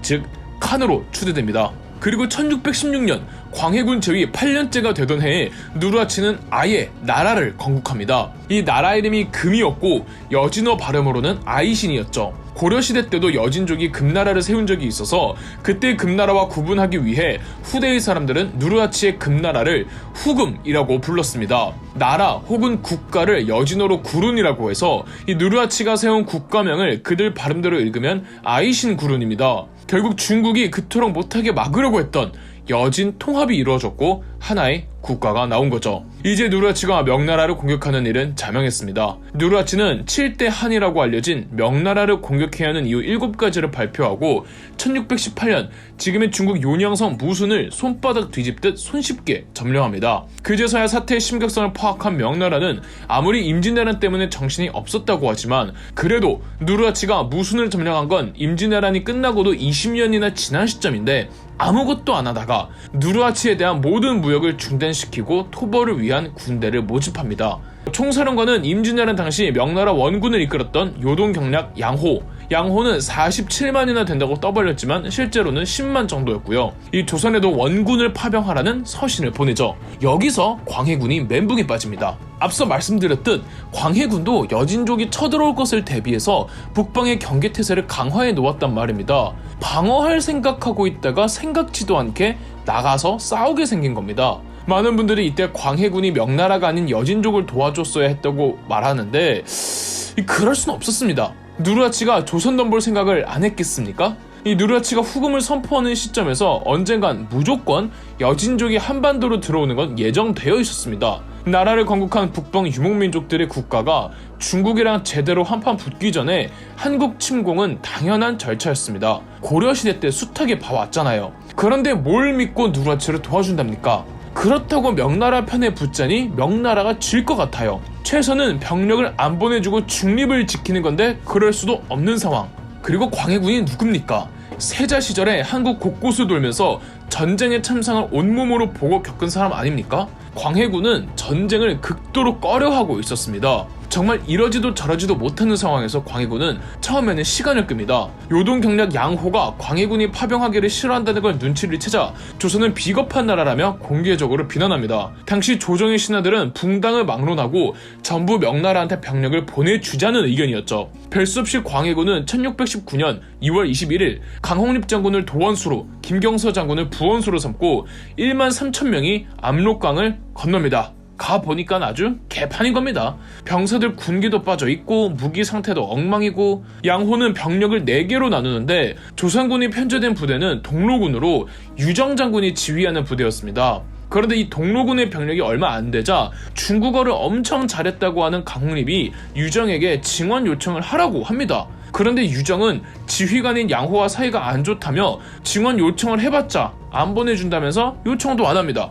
양호가 쪼갠 4개의 부대는 각자 루트를 따라 사르후라는, 우리말로는 심하라는 곳에서 집결 후 누르하치의 본진인 허투알라로 공격하기로 합니다. 그런데 누르하치가 마냥 기다리기만 하겠습니까? 이 누르하치는 기병대를 끌고 나가 기습을 했고 4개의 부대 중 남로군을 제외한 모든 부대가 다 전멸했습니다. 물론 조선군이 있던 동로군도 깡그리 격파됐죠. 유정은 화약으로 자폭해버리고요. 그나마 조선군이 대포로 잘 싸웠다고 하는데 처음부터 이길 수 없는 전투였죠. 강홍립은 이 살아남은 조선 병력을 이끌고 산자락에 진을 치지만 누르하치 부대에 포위되어 있었고 결국은 투항합니다. 이 전투가 그 유명하디 유명한 사르후 전투 혹은 심하 전투입니다. 이 외교를 흔히들 광해군의 중립외교라고 알고 계시죠? 강홍립이 출병하기 전에 이 광해군이 강홍립에게 상황 봐서 잘 판단하라는 의미심장한 말을 했고, 이 말을 들은 강홍립이 안 싸우고 투항했다는 말을 많이 들어보셨을 겁니다. 이 일화의 출처가 확실하지 않아서 마냥 믿을 수가 없습니다. 대신 현장에 나가 있던 강홍립에게 광해군이 편지를 보내기는 합니다. 내용은 명나라 장수들의 지휘를 꼭 그대로 따를 필요는 없다. 지지 않을 방도만 찾으라는 편지였습니다. 이런 내용을 싸우는 척만 해라 라고 해석하기에는 비약이 심하죠. 그리고 조선군은 명나라 군대보다 더 열심히 싸웠고 정말 많은 수의 조선군이 여기서 전사합니다. 이걸 두고 싸우는 척이라고 할 수도 없죠. 또 강홍립이 투항할 때 원래 조선은 여진족과 싸울 마음이 없었다고 했는데 항복하는 자리에서 그냥 형식상 하는 말을 진심으로 받아들이기도 좀 그렇죠. 그래서 이 중립이라고 볼 수가 없습니다. 실제 많은 학자분들도 이제 더 이상 중립외교라는 단어를 안 쓰려고 하시고요. 여하튼 사르후에서 명나라가 제대로 누르하치에게 깨지면서 후금, 명나라, 조선 3국의 정세가 한치 앞을 모르게 됩니다. 광해군은 계속 외교 스릴러를 찍고 있고 이제 명나라의 산소 호흡기만 떼면 되는 상황에서 누르하치의 팽창에 제동을 건 명나라의 영웅이 등장합니다. 이 다음부터는 7편에서 이어집니다. 누르하치의 등장 이후 그리고 임진왜란이 끝이 나고 광해군이 즉위하면서 조선과 여진족 그리고 명나라의 국제관계가 점점 격동으로 치닫는데요. 사르후 전투에서 조명연합군의 패전 이후 상황은 어떻게 돌아가는지 7편 시작합니다. 사르후 전투 당시 광해군은 원군을 정말 보내주기 싫어했습니다. 그렇지만 명나라의 압박과 국내 여론에 등 떠밀려 별 수 없이 강홍립을 도원수로 하는 1만 3천의 병력을 보냈고 결국 사르후 전투에서 대패배를 했죠. 강홍립의 조선군은 누구보다 강하게 싸웠지만 병력 절반 가까이를 잃고 결국은 투항을 합니다. 더불어 명나라 10만 병력도 깡그리 소멸해버렸죠. 누르하치의 대승이었습니다. 이러면은 이 누르하치 입장에서는 조선이 얄미울 법도 한데 조선에 대한 누르하치의 짝사랑은 지극정성이었습니다. 사르후 전투 후 얼마 안 있어 누르하치는 광해군에게 사신을 보내 후금도 조선과 척을 질 의향이 없다는 입장을 표명해 옵니다. 그런데 임진왜란 때도 그랬지만 누르하치가 자꾸 조선에게 친하게 지내려고 하는 건 절대 조선을 짝사랑해서나 광해군이 뒤에서 무슨 공작이 있어서라고 보기는 힘듭니다. 젊었을 적 대상단을 꾸렸던 출신의 누르하치는 절대 손해보는 장사를 할 사람이 아니에요. 아주 옛날부터 만주의 유목민족들이 거대한 제국을 만들면 중국과 정면 승부를 하기 전에 무조건 한반도를 침공을 하든지 단판을 짓든지 관계를 확실하게 해야만 했습니다. 유목민족의 국가들이 가장 두려워하는 건 중국이랑 싸우다가 한국이 뒤에서 공격해오는 것이었습니다. 누르하치도 이제 본격적으로 중국 관내로 진입해서 이 본격적인 전쟁을 치르기 전에 조선과 관계를 확실하게 해야만 했고, 누르하치는 당장 명나라와의 전쟁에 집중을 해야 하기 때문에 조선이랑은 화해 무드로 가고 싶어 했던 겁니다. 광해군 입장에선 땡큐였죠. 광해군도 굳이 긁어 부스럼 만들기 싫어했고 명나라와 후금의 전쟁에 개입하고 싶어 하지도 않았습니다. 그런데 누르하치가 먼저 손을 내밀었으니까요. 근데 이건 광해군 생각이고 조정의 신하들 생각은 오랑캐와 손을 잡는 거는 극사 반대했답니다. 심지어 광해군의 지지붕당이었던 북인들조차 광해군의 외교 정책에 대해선 등을 돌렸습니다. 광해군의 사냥개 노릇을 했던 이이첨도 화친을 제안하러 온 후금 사신의 목을 베어버리자고 주장합니다.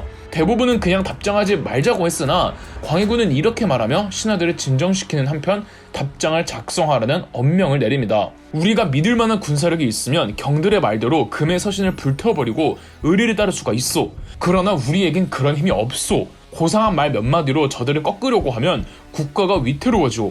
옛날 임진년 때도 외의 서신을 이딴 식으로 처리하다가 병란이 나지 않았소. 난 대의만을 들먹이며 흉악한 저들의 노여움을 자극하는 경들을 이해할 수가 없소. 비변사는 어서 답서를 준비하시오. 결국 광해군의 엄명으로 비변사에서 답서를 보냈는데 굉장히 애매한 내용이었습니다. 조선, 명나라, 금나라 다같이 화목하게 지내면 참 좋을 텐데 이런 식의 답서였습니다. 이래도 조정 신하들은 불만 한가득이었습니다.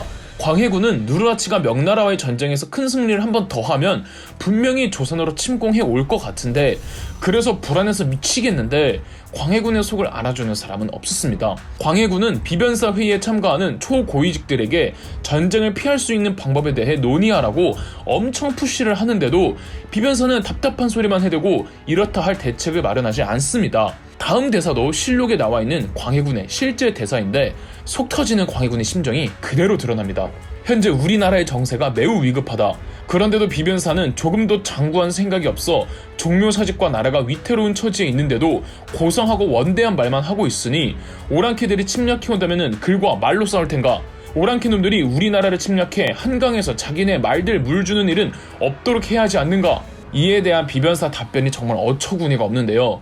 신들이 밤낮으로 애를 태우며 근심하지만 좋은 계책이 없습니다. 명나라 대군도 두려워한다고 하니 하물며 우리나라 병력으로 오랑캐들을 어떻게 당해냅니까? 그러나 대의와 대세가 있을 때 반드시 대의를 택해야 합니다. 표범과 호랑이가 아무리 포악한다고 한들 자식이 어찌 차마 부모를 버릴 수 있겠습니까? 광해군은 명분, 대의, 부모, 자식, 사대 그래 다 좋다. 그러면은 그걸 지키는 가운데 여진족들의 공격을 어떻게 막을 수 있을지 답을 내놓으라고 했으나 비변사의 고위직들은 그건 저희도 모른다 이러는 겁니다. 그 사이 1621년 누르하치는 명나라의 심양과 요양을 함락하면서 요동을 장악합니다. 조선의 신하들도 말하는 거 보면은 이미 대선은 넘어간 걸 본인들도 알아요. 하지만 차마 입 밖으로는 꺼내지 못하는 겁니다. 그래서 이 당시 실록 기사들을 보면 비변사의 태업에 대해 힐난하다, 비변사의 성실한 업무 수행을 촉구하다, 위기가 닥쳤는데 출근 안 하는 대신들을 꾸짖다, 이런 말들이 많습니다. 아주 난리죠. 이러던 중 광해군과 조선에 생각지도 못한 일이 발생합니다. 1621년 누르하치가 심양과 요양을 함락한 뒤 요동을 장악해가는 그 과정에서 탈주한 명나라 병력 일부가 조선으로 허가도 없이 마음대로 넘어온 겁니다. 그 병력을 이끌던 명나라 장수는 모문룡이었는데 압록강 지류의 작은 강에서 지나가는 여진족 10수명을 살해하고는 명나라 본국 정부에 자기네들이 조선 땅에서 여진족 1만 명을 격퇴했으며 앞으로 조선 땅에 있으면서 누르하치의 배후를 노리겠다는 과장 보고를 올립니다. 조선 정부 허락도 없었는데 말이죠. 누르하치는 광해군에게 이 모문룡을 체포해서 당장 보내라고 하지만 조선의 조정신하들은 결사 반대했죠. 여기에 설상가상으로 명나라의 사신을 보낸 조선 사신단이 배를 타고 중국으로 가던 중에 난파되어 하필이면 후금의 포로가 되는데 명나라와 몰래 내통하려는 조선 정부가 괘씸해서 이 누르하치가 조선 사신단 47명을 전부 다 처형시킵니다. 지금 광해군의 의도와는 다르게 누르하치의 후금과의 그 관계가 긴장되고 있는 겁니다. 이러니 더더욱 조선 조정의 신하들은 누르하치의 후금에 대해 강경하게 나가야 한다고, 명나라를 도와야 한다고 더 적극적으로 부르짖죠. 광해군은 싫지만 일단은 모문룡을 후금으로 보내라는 누르하치의 요청을 씹고 모문룡을 평안북도 완전 끝자락에 있는 이 가도라는 섬에 숨겨줍니다. 말이 숨겨놓는 거지 가둬놓은 거예요. 그런데 이 교활한 놈이 좀 똑똑하다고 이 모문룡 이놈이 가도에서 별짓을 다 하는데 명나라 본국으로부터 군사비를 지원을 받아서 이를 바탕으로 조선의 상인들과 무역을 해서 자본의 규모를 늘리고 이를 명나라 실세들에게 로비를 하면서 정치적인 백을 만드는 겁니다. 그러면 명나라 본국에 있는 간신 실세들은 조선의 압력을 넣어서 모문룡에게 적극적인 지원을 하도록 했고요. 이렇게 한치 앞을 내다볼 수 없는 일촉즉발의 상황에서 1623년 인조 반정이 일어나 광해군이 폐위가 되고 인조가 왕위에 올랐습니다. 이에 대해 명나라 반응이 의외였는데요. 광해군이 정치를 잘했는데 무슨 명분으로 광해군을 폐위시키냐며 인조의 정권을 인정하지 않으려고 했습니다. 인조 반정의 명분이 광해군이 명나라를 져버렸다는 건데 좀 뭔가 아이러니한 상황이죠. 이때 모문룡이 나서서 자기의 정치 라인들에게 부탁해가지고 명나라가 인조 정권을 인정하도록 도와주었습니다. 이 도와준 대가로 모문룡은 인조와 서인 정권에게 어마어마한 대가를 요구했고 빚진 인조와 정부는 별 수 없이 따라야만 했습니다. 어떤 해는 조선 1년 재정의 3분의 1이 투입되기도 했으며 흉년 때문에 곡식을 못 보내주면은 모문룡은 육지로 상륙해서 조선의 백성들과 관할을 습격해 약탈해 갔습니다.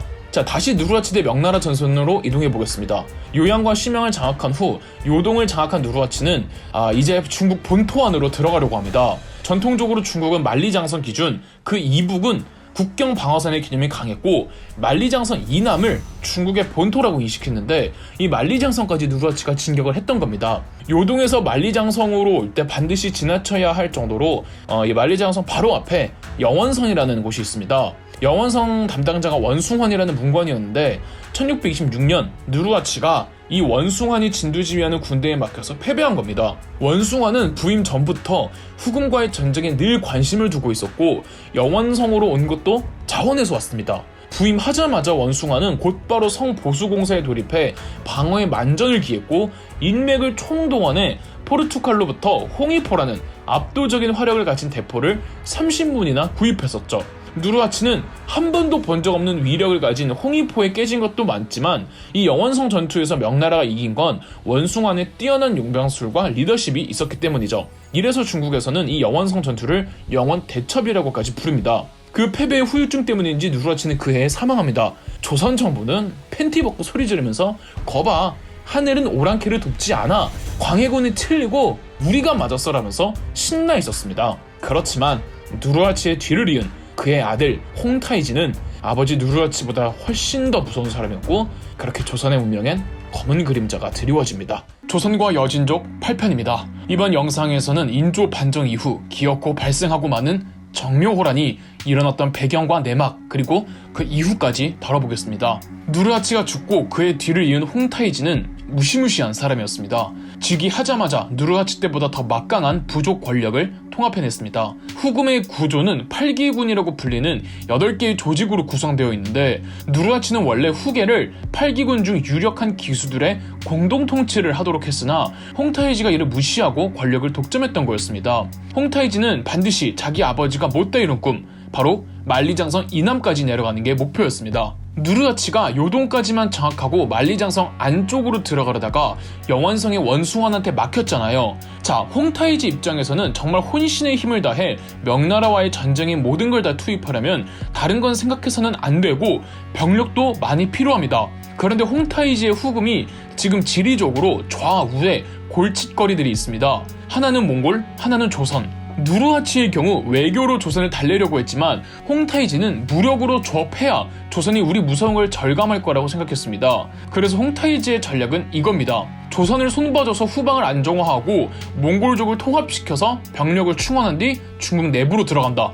1626년에 칸이 된 홍타이지가 1627년 조선을 침공했으니 내부의 경쟁자들을 제거하고 칸의 권력을 정리하자마자 바로 조선으로 들어온 건데 여기서부터 벌써 홍타이지의 치밀함을 볼 수가 있죠. 1627년이 정묘년이었기 때문에 이때의 전쟁을 정묘호란이라고 합니다. 첫 번째 호란이었죠.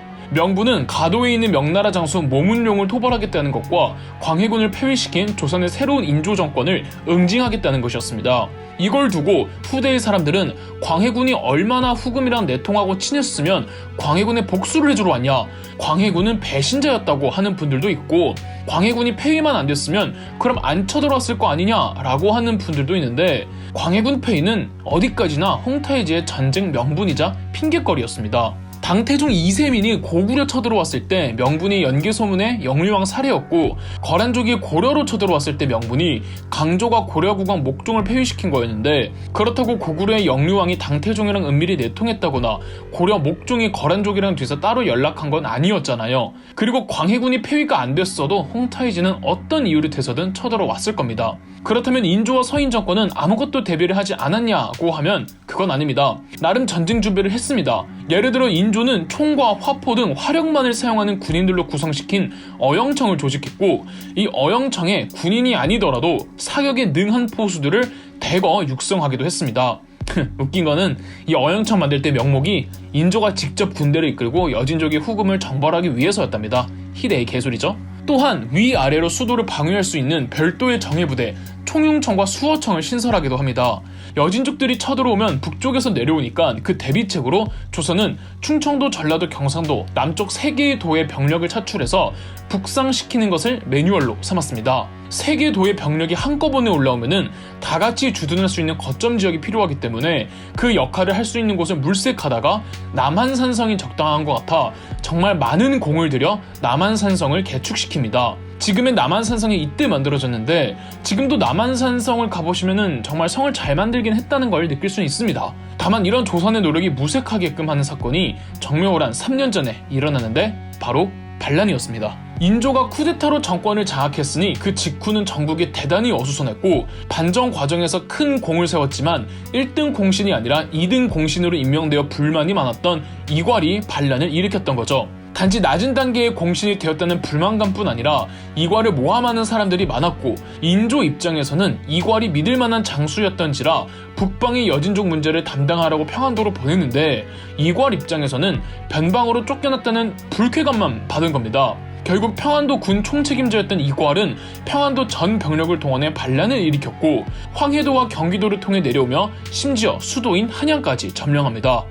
다행히 이괄의 난은 진압이 됐지만, 이괄이 평안도에서 서울까지 내려오는 과정에서 그 방어선들이 전부 무너졌으며, 이괄이 하필 동원한 반란군 병력이 여진족이 쳐들어올 경우 이들을 막을 평안도의 병력이었던지라 이괄의 난 이후 압록강에서부터 수도 서울로 내려오는 병력이 다 없어진 겁니다. 결국 평안도 북방의 성들은 1627년 양력 3월 압록강을 건넌 3만 병력의 후금 군대에게 마치 바람에 낙엽 날리듯 우수수 함락되어 버립니다.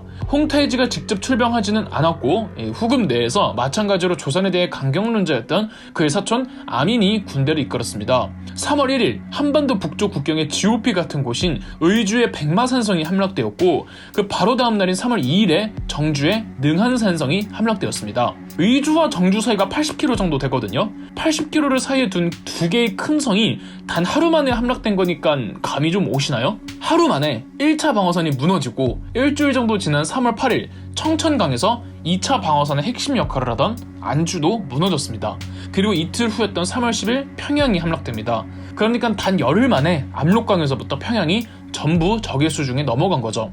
그리고 며칠 후면 황해도까지 넘어갑니다. 마지막 방어선은 개성만 남겨놓은 상황에서 사태의 심각성과 조선 국방력의 허실을 그제서야 파악한 인조는 일단 강화도로 피신을 가고, 임진왜란 때의 전례를 따라 세자였던 소현세자가 남쪽 지방에서 군대를 모집합니다. 그런데 이렇게 빨리 후금의 군대가 내려온 걸 보면 북방의 조선 군사력들을 완전히 무장 해제를 시키진 못했던 것 같아요. 평안북도 철산군에 용골산성이 있습니다. 옛날 고려시대 때 강동 육주 중 한 곳인데, 정봉수 장군이 의병을 모집해서 후금에 붙어먹은 조선 관리들을 처단하고 용골산성에서 후금의 일부 부대와 맞서 싸웁니다. 그리고 포로가 된 조선 백성 1000여 명을 구출해내죠. 평안북도 용천군에서는 이립 장군이 또 의병대를 모아 게릴라전으로 후금의 보급부대를 괴롭히기도 합니다. 사실 아민이 이끄는 후금 군대는 빨리 본국으로 돌아가고 싶었습니다. 후금의 침략 목적은 조선을 멸망시키겠다는 게 아니라 후금이 명나라와 싸울 때 조선이 명나라를 돕지 못하도록 하기 위해서였습니다. 그러니까 조선 정부가 명나라를 돕지 않겠다는 약속만 있으면 돌아가도 됐다는 거죠. 아민의 후금 군대는 황해도에 머물면서 강화도를 피난 간 조선 정부와 강화회의에 들어갔습니다. 3월 말부터 4월 초까지 회의는 진행되었고 아민의 후금 군대가 철병하는 대신 후금과 조선은 형제국이 되며 처음에 후금은 조선에게 같이 명나라를 칠 것을 요구했으나 조선 정부가 그건 차마 안 된다고 해 조선은 명나라를 적대하지 않되 명나라를 도와주지도 않겠다는 내용으로 합의를 봅니다. 내용은 다 합의를 봤는데 최종적으로 조약문에 명나라 연호가 들어간 것과 조약의 승인이 되려면 유목민족의 관습대로 말의 피를 마셔야 한다는 의식 때문에 또 문제가 많았는데 어찌어찌 잘 해결은 됩니다. 이 강화를 맺는 과정에서 예전에 사르우 전투에서 항복했던 강홍립이 조선 정부로 돌아와 강홍립이 중재를 또 많이 해줍니다. 압록강을 건너 시작된 전쟁에서 조선 정부와 강화 조약을 맺기까지 2개월이 채 안 걸립니다. 천하의 몽골족이 고려로 쳐들어왔을 때도 그래도 4-5개월을 버텼는데 말이죠. 이렇게 4월 중순 아민의 후금 군대는 지네 나라로 돌아가는데 귀국하는 과정에서 자기네들 습성이 나와 황해도와 평안도 민간인들을 상대로 끔찍한 약탈을 자행합니다. 포로도 많이 잡혀가고 더 화가 나는 건 후금 군대가 다 철수하고 나서야 가도에 있던 명나라 모문룡이 나와 설쳐대면서 조선 백성들을 무자비하게 학살하고는 그 목을 명나라 베이징에 보내 여진족이라고 속이기까지 한 겁니다. 1627년 4월에서 6월 사이에 이 실록 기록들을 보면은 평안도와 황해도의 조선 관리들이 이 여진족과 중국인들의 학살과 살인사건이 너무 자주 일어난다며 조정에 장계를 올린 보고서들이 수두룩합니다. 그런데 조선 정부는 후금이든 명나라든 한마디 항의도 못했습니다. 향후 몇 년간 반강제적으로 함경도 국경지대에서까지 시장이 열려 여진족과 조선 상인들이 왕래하도록 했으며 후금 측의 조선이 사신도 많이 파견합니다. 갈 때마다 포로가 된 한국 사람들의 살려달라는 통곡 소리와 데리고 가달라는 부르짖는 소리로 거리가 가득 찼다고 합니다. 가슴이 너무 아프지만 아직 비극은 끝이 나질 않았고 아직도 정신 못 차린 인조와 서인 정권으로 인해 병자호란이라는 두 번째 전쟁이 벌어집니다. 조선의 여진정벌 8편에서는 정묘호란을 설명드렸습니다. 이 자체도 끔찍한 전쟁이었는데 더 큰 전쟁이 기다리고 있는데요. 바로 병자호란입니다. 이번 9편은 병자호란의 발발 경위를 말씀드릴 텐데 조선의 인조와 서인 정권에 대해 고구마 100만 개는 먹을 거 각오 부탁드리며 시작하겠습니다. 일단 가도에 있는 그 밉상 진상 모문룡부터 마무리하고 넘어가겠습니다. 후방에서 후금을 치겠다며 깝치던 모문룡은 조선의 가도라는 섬에 머물면서 명나라로부터 군사비를 원조받고 이를 바탕으로 조선 상인과 장사를 하고 여기서 남는 마진을 명나라 실세들에게 뇌물을 바치면 이 명나라 실세들이 조선 정부를 압박해서 조선 재정의 상당수를 모문룡에게 갖다 바쳤습니다. 모문룡은 육지로 상륙해 평안도의 조선 백성들을 약탈하기도 하고 우리 조선 백성들의 목을 베어다가 명나라 본국에 보내며 여진족들을 토벌했다고 허위 보고까지 합니다. 정묘호란 이후론 모문룡은 선을 넘어도 시게 넘게 되는데 이 모문룡이 있는 가도라는 섬이 지리적으로 조선 후금 명나라 어디든 가깝습니다. 배로 오고 가며 장사를 하기엔 최적의 위치예요. 그래서 그동안 명나라와 조선 사이에서 재미를 좀 보고 있었는데 이제 모문룡이 홍타이 지역에 연락해서 후금과 더 거래를 트고 싶다는 입장을 보입니다. 미친 거죠. 이때 명나라의 유일한 희망 누르하치를 물리친 장본인 영원성에서 여진족들이 중국 본토로 못 들어가게 막고 있는 수호신 원숭환이 가도로 사람을 보내 모문룡을 영원성으로 소환합니다. 뭔가 이상하지만 모문룡은 영원성으로 들어갔고 원숭환이 모문룡의 목을 베어버립니다. 명부는 모문룡이 본국에 허위 보고를 했고 조선 정부를 곤란하게 만들어 명나라의 우방국 조선의 신의를 저버렸으며 여진족과도 내통했다는 정보를 입수했다는 것이었습니다. 실제로 이후 원숭환은 조선 정부에게 사람을 보내 모문룡의 그동안 해온 짓에 대해 사과를 하며 여진족을 좌우해서 협공하자고 제안합니다. 속이 다 시원하죠? 그렇지만 원숭환이 모문룡을 죽인 진짜 이유는 따로 있었습니다. 원숭환이 원했던 건 모문룡이 데리고 있는 대규모 수군이었습니다. 모문룡이 바닷길을 통해 장사를 워낙 많이 했기 때문에 이들을 호위할 강력한 수군을 가지고 있었습니다. 원숭환은 본인의 군벌화를 위해 그리고 여진족을 확실하게 막기 위해 모문룡의 수군이 필요했고 모문룡을 죽인 뒤 그 수군을 그대로 흡수한 겁니다. 문제는 원숭환이 모문룡을 죽인 게 명나라 정부의 허가가 떨어지지 않은 원숭환의 독단적인 행동이었다는 거죠. 그래도 모문룡이 부대를 흡수한 원숭환의 부대 규모는 더 막강해졌고 홍타이지가 식은땀을 흘립니다. 아버지 누르하치에 이어서 홍타이지 본인도 영원성을 공격했다가 원숭아한테 깨진 적도 있었거든요. 여기에 설상가상으로 대흉년이 들어서 후금의 여진족들이 심각한 식량난에 시달렸습니다. 싸움은 고사하고 당장 오늘 살아남기도 힘든 상황이었죠. 원래 홍타이지는 조선을 밟아놓고 몽골족까지 통합시킨 뒤 몽골의 병력을 이용해 만리장성을 돌파, 중국으로 들어가려고 했으나 조금 서둘러야만 했습니다. 일단 정묘호란으로 조선을 안정시켜 놓았으니 몽골족을 통합만 하면 되는데, 급했던 홍타이지는 일부 몽골족만 복속시킨 뒤 그들의 정보망을 이용해 요동에서 만리장성으로 직결하는 루트가 아닌 몽골 초원을 경유해 크게 돌아서 만리장성 내부로 들어가는 전략을 짰고, 이 작전은 성공합니다. 1629년 10월경 홍타이지의 군사들은 만리장성 샛길을 찾아내 들어왔으며 무려 베이징 코앞까지 진격하는데, 너무나도 당황한 원숭아는 부랴부랴 정예병 몇천 정도 차출해서 베이징으로 가 홍타이지의 공격을 막아내긴 막아냅니다. 원숭아는 싸웠다 하면 이기네요. 이 홍타이지는 베이징 근교에서 원숭아에게 어느 정도 막히자 돌아갑니다. 홍타이지가 이번에 들어온 건 당장 명나라를 멸망시키겠다는 생각보다는 식량난을 타파하기 위해 만리장성 이남의 중국을 약탈하기 위해서였고, 어느 정도 식량난을 해결할 정도의 대규모 약탈은 이미 했기 때문에 만족하고 요동으로 다시 돌아갔죠.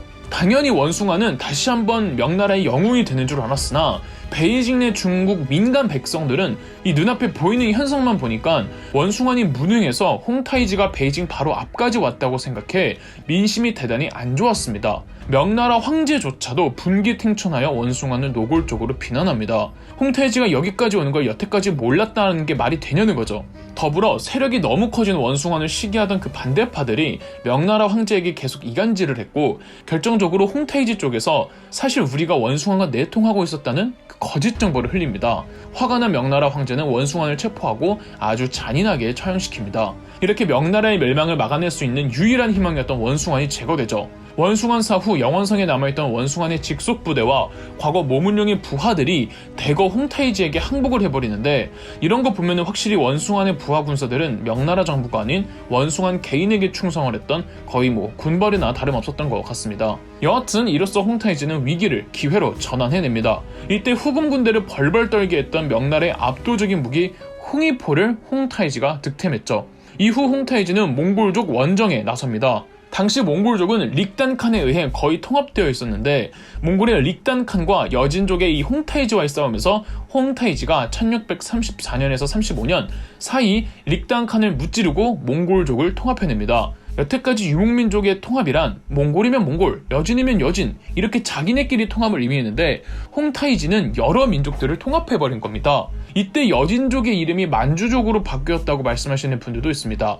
여진족은 여진만 의미하는 거니까 통합된 유목민족 전체를 아우르는 새로운 민족명이 필요하다며 만주족이 나왔다는 거죠. 그리고 1636년 국호도 바뀝니다. 누르하치가 제정한 금나라는 이 여진족만의 국가라는 의미가 강했고, 투항한 중국인들, 몽골족을 비롯해 복속된 타 민족들 전체를 아우를 수 있는 새로운 국호로 바꾸니 바로 청나라, 그들 발음대로 나이친 구륜이었죠.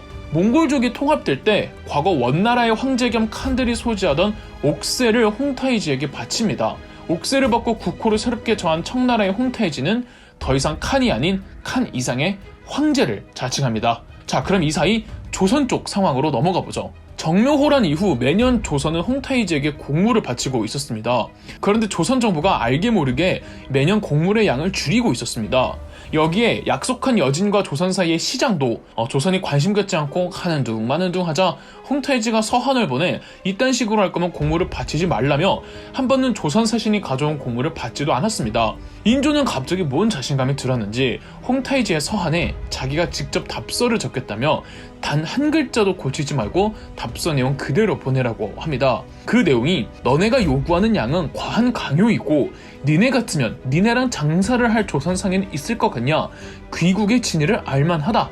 이런 식으로 홍타이지를 도발하는 내용이 수두룩했습니다. 조선 대신들은 이 답서 내용은 사실상 선전포고거나 초선 국교단들을 의미하는 내용이었기에 반대했으나 인조는 화를 내며 무조건 답서를 보내라고 합니다. 다행히 이 답서가 북쪽으로 넘어가는 과정에서 국경지대를 지키고 있던 장수들이 이건 아니다며 답서를 못 보내게 막고 인조에게 용서를 구합니다. 그 이후로 인조는 전쟁 날 테면 나 봐라. 그땐 내가 직접 북쪽 가서 싸우겠다. 이런 발언을 서슴없이 합니다. 결정적으로 1636년 홍타이지가 청나라로 국호를 바꾸고 황제에 등극했을 때 홍타이지는 용골대와 마부대를 사신으로 보내 조선 정부도 홍타이지의 황제 등극에 동참하라고 요구해옵니다. 그러나 조선 정부 입장은 황제는 명나라 황제 한 명이라 동참할 수 없으며 용골대가 가져온 공식 서한 역시 조선의 관례상 받아들일 수 없다며 홍타이지의 편지를 아예 인조에게 올리지도 않습니다.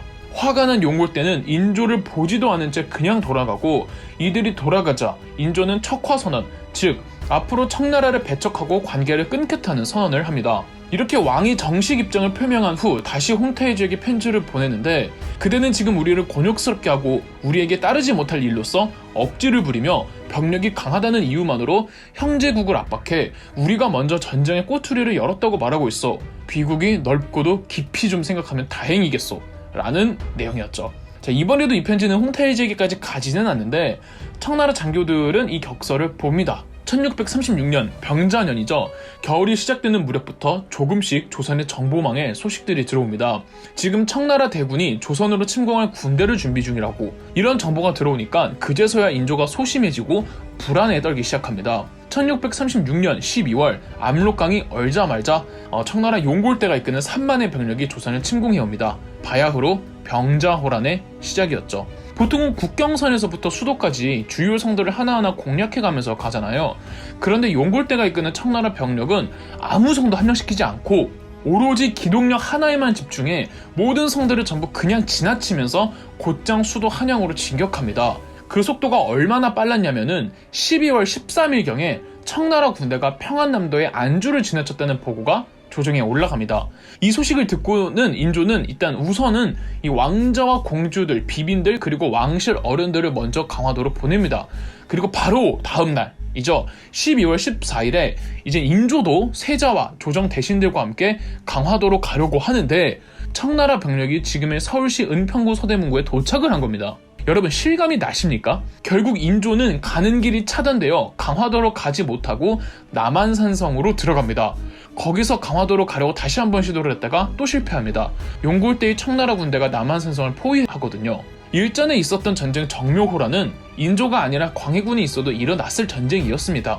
그렇지만 병자호란은 다릅니다. 병자호란은 인조가 자초한 일이 확실합니다. 그렇게 인조와 조선 조정의 눈물나는 남한산성 47일이 이어지죠. 그리고 그 치욕의 사건까지요. 정치인들에게는 딜레마가 있습니다. 전 정권을 부정하고 들어선 정부는 본인이 붕괴시킨 그 정권에서 이어지던 모든 정책들을 폐기시켜야 본인들 정권의 명분과 정당성이 생깁니다. 그런데 그렇게 하자고 하니 일부 정책들은 전 정권의 정책에 더 현실성이 맞음에도 그것까지 부정해야 한다는 겁니다. 인조 정권이 딱 그랬죠. 광해군 정부를 부정한 인조 정권은 최악을 선택할 수밖에 없었고 1636년 12월에 병자호란이 터졌습니다.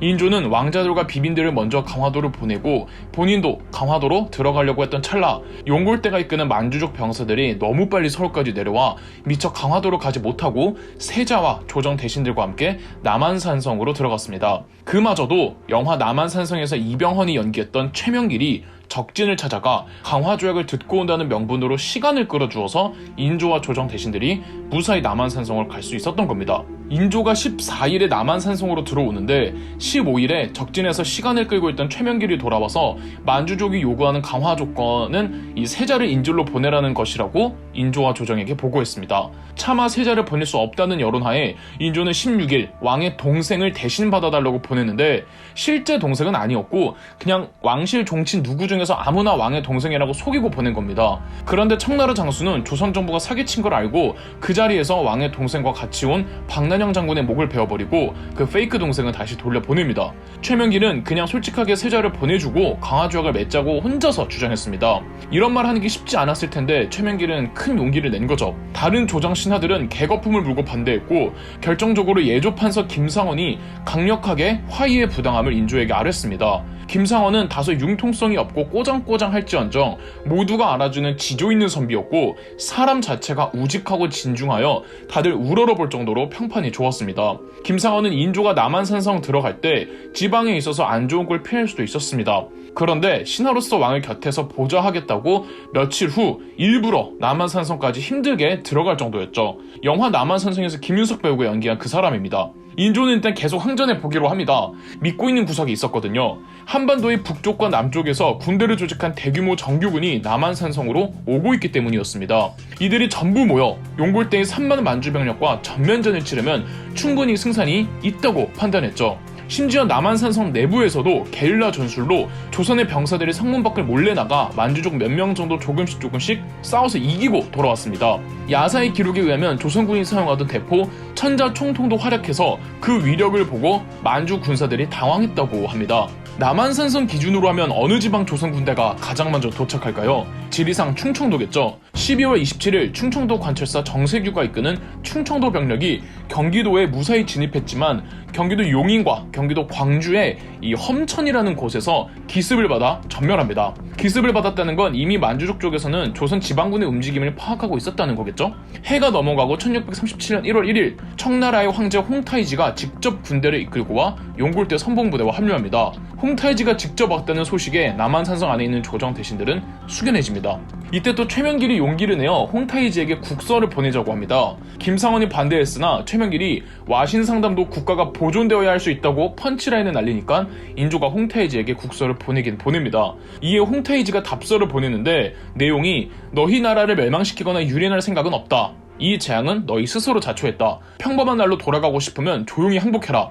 괜히 우리 군사들에게 해를 입는 일이 없도록 해라. 이랬습니다. 김상원은 대답할 가치조차 없다고 했지만 최명길이 인조를 다시 설득했고 죄송하다. 우리가 잘못했다. 용서해달라는 내용의 답서를 최명길이 직접 들고 홍타이지에게 갔으나 홍타이지는 답서를 받지 않겠다며 돌려보냈습니다. 이걸 가지고 또 최명길이 괜히 나서는 바람에 국가의 치욕을 당했다면서 강경파들은 이런 상황에서도 최명길을 탄핵하자고 합니다. 인조가 최명길을 많이 아꼈기 때문에 그런 일은 일어나지 않았지만요. 그렇다고 인조가 굴복하려는 건 아니었습니다. 아직까지 인조는 가망이 있다고 생각했나봐요.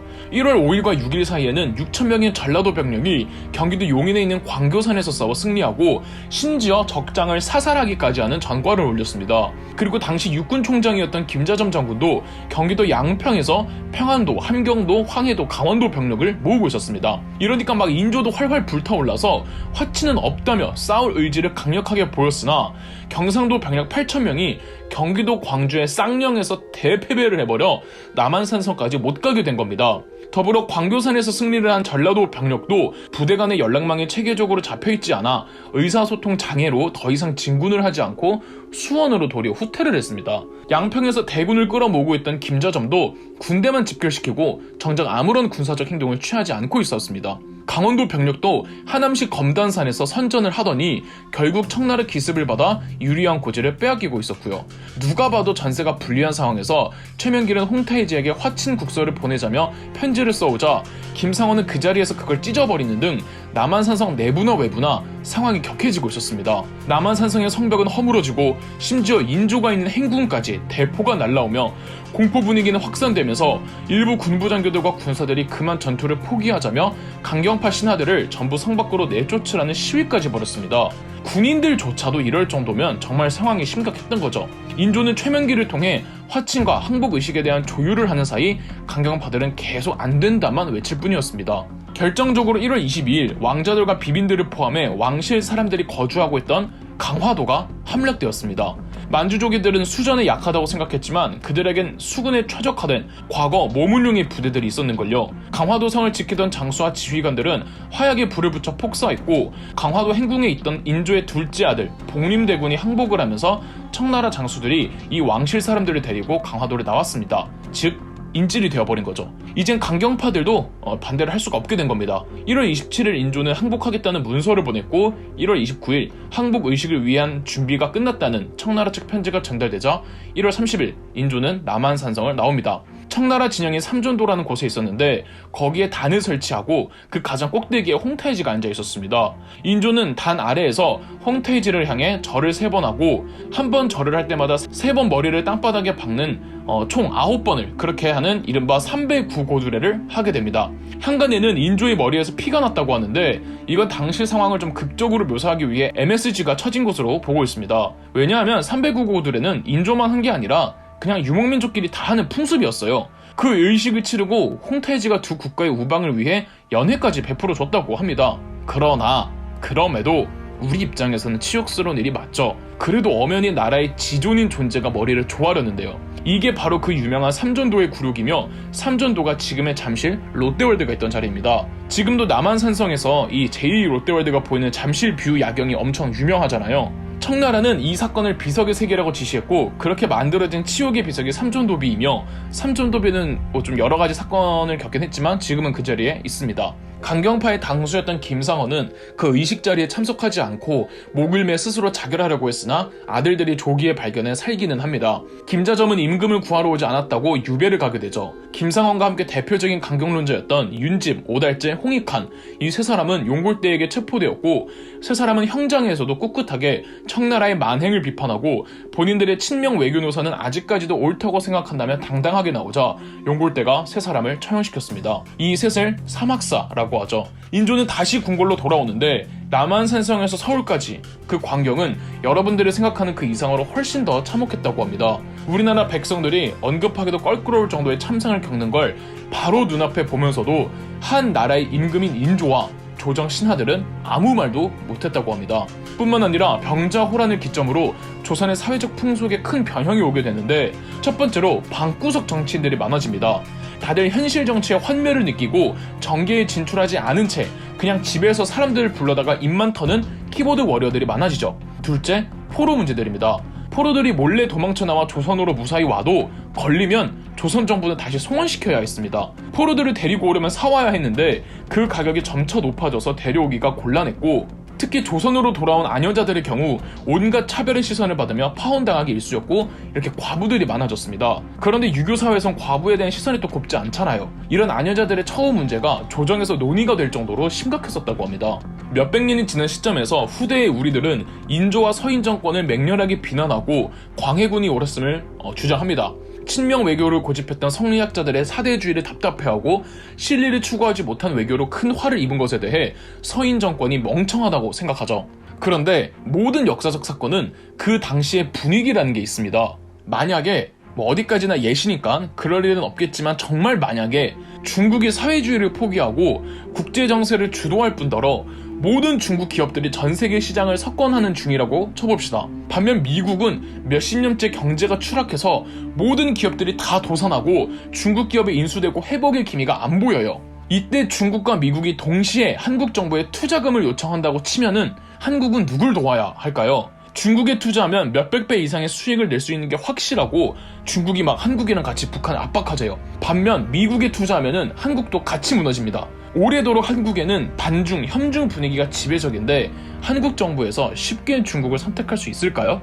6.25 참전 우방국인 미국을 버리고 만약 한국 정부가 중국을 선택한다면 여론이 난리가 나고 그 정부는 분명히 다음 대선 때 무너질 겁니다. 그러면 정권이 교체된 정부는 같이 무너지리란 걸 뻔히 알면서 미국을 도울 수밖에 없어요. 그러면 전 정권을 비방하던 사람들은 현 정권을 비방하게 되겠죠. 당시 조선은 지금 우리가 중국을 싫어하는 것보다 훨씬 더 여진족을 낮게 봤고 지금 우리가 미국에게 의지하는 것보다 훨씬 더 크게 명나라에게 의지하고 있었습니다. 제가 인조나 서인 정권이 잘했다고 옹호하는 게 아니라 모든 역사적 사건과 판단에는 지금 우리가 모르는 그 당시 분위기와 여론의 어려움과 딜레마라는 게 있다는 겁니다. 무작정 서인 정권을 비난만 하기보다는 그 당시 외교의 현실과 본질을 파악하고 만약 이런 비슷한 외교 구조가 현대에 비슷하게 나타날 때 어떻게 해야 하는지 최선과 최악은 어떤 것인지를 파악하는 게 중요하지 않나 싶습니다. 병자호란 이후 조선의 상황은 어떻게 됐을까요? 병자호란으로 완전히 패배해버린 시점에서 이 다음부터가 조선의 미래엔 더 중요했을 텐데요. 조선과 여진족 11편, 오늘의 주인공은 아버지 인조와는 달라도 너무 다른 소현세자입니다. 1637년 1월 30일 인조가 남한산성을 나와 309고두례 이후 항복의 조건으로 청나라는 인조의 아들이었던 소현세자의 아내, 인조의 둘째 아들 복림대군, 그리고 이 3명을 보조하는 인원들까지 싹 다 인질로 데려갑니다. 아무리 인질이라지만 그래도 엄연히 한 나라의 세자였기에 청나라 정부는 소현세자에게 세자 대접을 해주긴 했습니다. 타지이기 때문에 소현세자는 겁을 먹을 법도 한데 혹시 누군가가 본인을 업신여기는 발언을 하면 절대 화는 안 내고 아주 냉정하게 꾸짖었다고 합니다. 그리고 와서 보니까 소현세자가 아주 진국인 겁니다. 공부도 열심히 하지만 또 너무 백면서생은 아니고, 홍타이지도 그렇고 당시 청나라 고위 장교들이 소현세자랑 이야기해보면 현실적인 국제감각도 뛰어나고 말을 일단 그렇게 잘했더랍니다. 그래서 청나라 귀족층에서 소현세자를 안 좋아하는 사람이 없을 정도였다고 하죠. 또 알게 모르게 소현세자는 청나라에 있는 조선 백성들이 무사히 조선으로 돌아올 수 있도록 뒤에서 힘을 써주기도 했습니다. 병자호란 항복 조건 중 다른 하나가 조선과 청나라가 연합하여 조선의 가도라는 섬에 아직도 남아있는 모문용 부하들의 잔당을 함께 토벌하자는 것이었습니다. 조선 정부가 조건대로 군대를 투입시켜 함께 가도에 있는 명나라 병력들을 싹 다 쓸어버리긴 하지만 전투 직전 인조가 명나라 조정에 사람을 보내 우리 의지대로 싸우는 게 아니라며 사전에 편지를 먼저 보내고 사과를 한 겁니다. 이 사실이 청나라에게도 전해지죠. 청나라 내부에서는 국왕을 인조에서 소현세자로 바꿔버렸어야 했다는 말이 나돌았고, 이런 말이 오간다는 걸 조선 사신이 귀국해서 고지곧대로 인조에게 고해 바친 겁니다. 인조가 이 말에 예민하게 반응할 수밖에 없던 이유는 병자호란 강화 조건들 중 인조에게 뜻하지 않은 일이 생기면 인질로 있는 소현세자를 새 국왕으로 옹립한다는 내용이 있었기 때문입니다.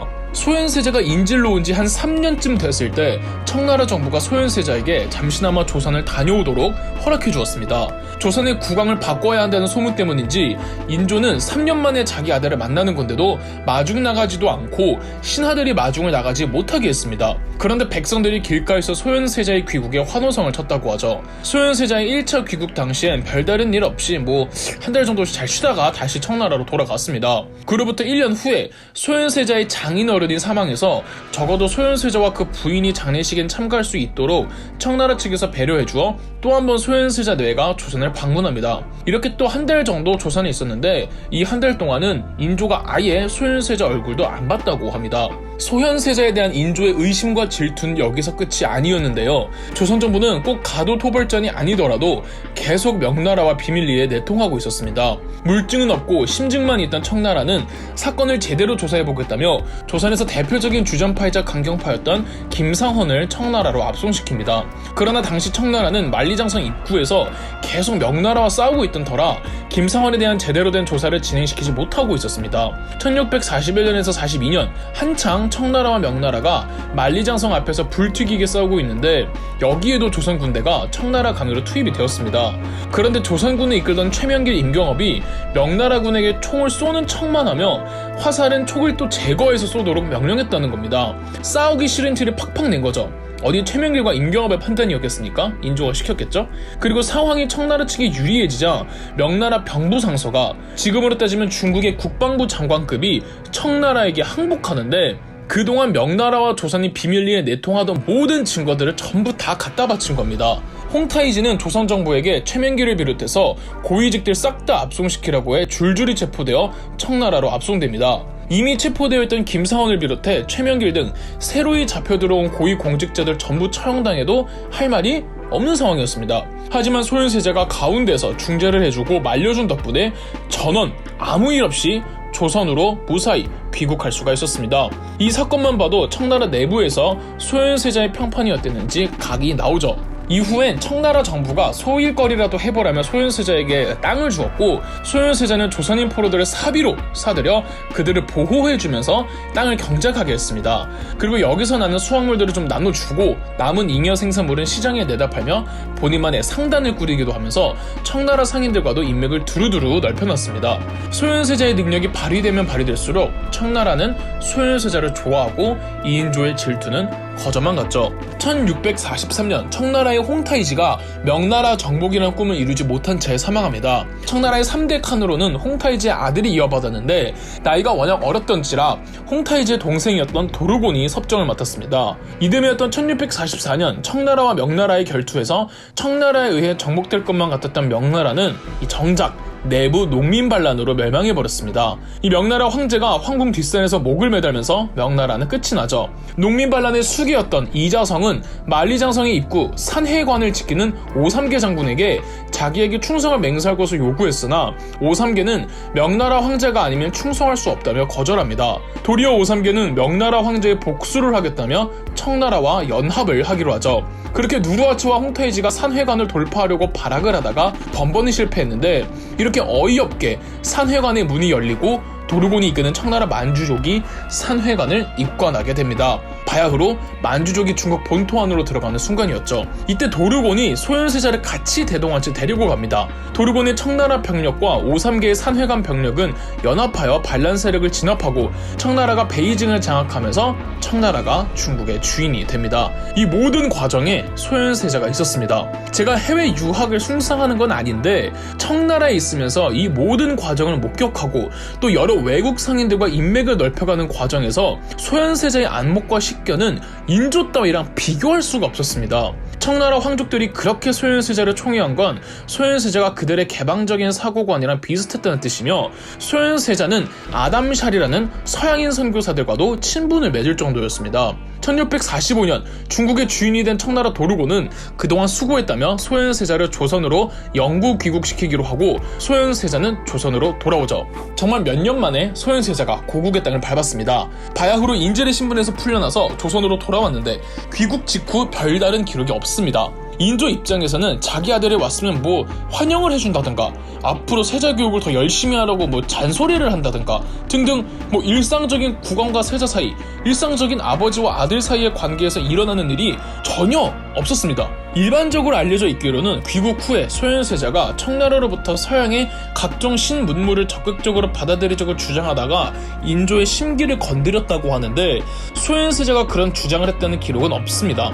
다만 청나라 인질 시절 운용했던 상업의 능력과 서양인들과 인맥을 고려해보면 그런 생각을 하고는 있었을 겁니다. 그리고 일찌감치 소현세자가 청나라 황족들로부터 총애를 받고 그곳에서 능력을 발휘하면 민심이 소현세자로 이동하면서부터 이미 인조의 심기를 건드려 놓은 상태였습니다. 조선의 국왕을 인조에서 소현세자로 교체해버리겠다는 소문까지 나돌 정도였으니 인조 입장에서는 불안했을 것이며 정묘호란과 병자호란 두 번의 큰 전쟁을 일으켰다는 열등감도 작용했을 거고요. 마치 임진왜란 당시 선조와 광해군 사이처럼 말이죠. 소현세자는 귀국 후 3달 만에 말라리아에 걸립니다.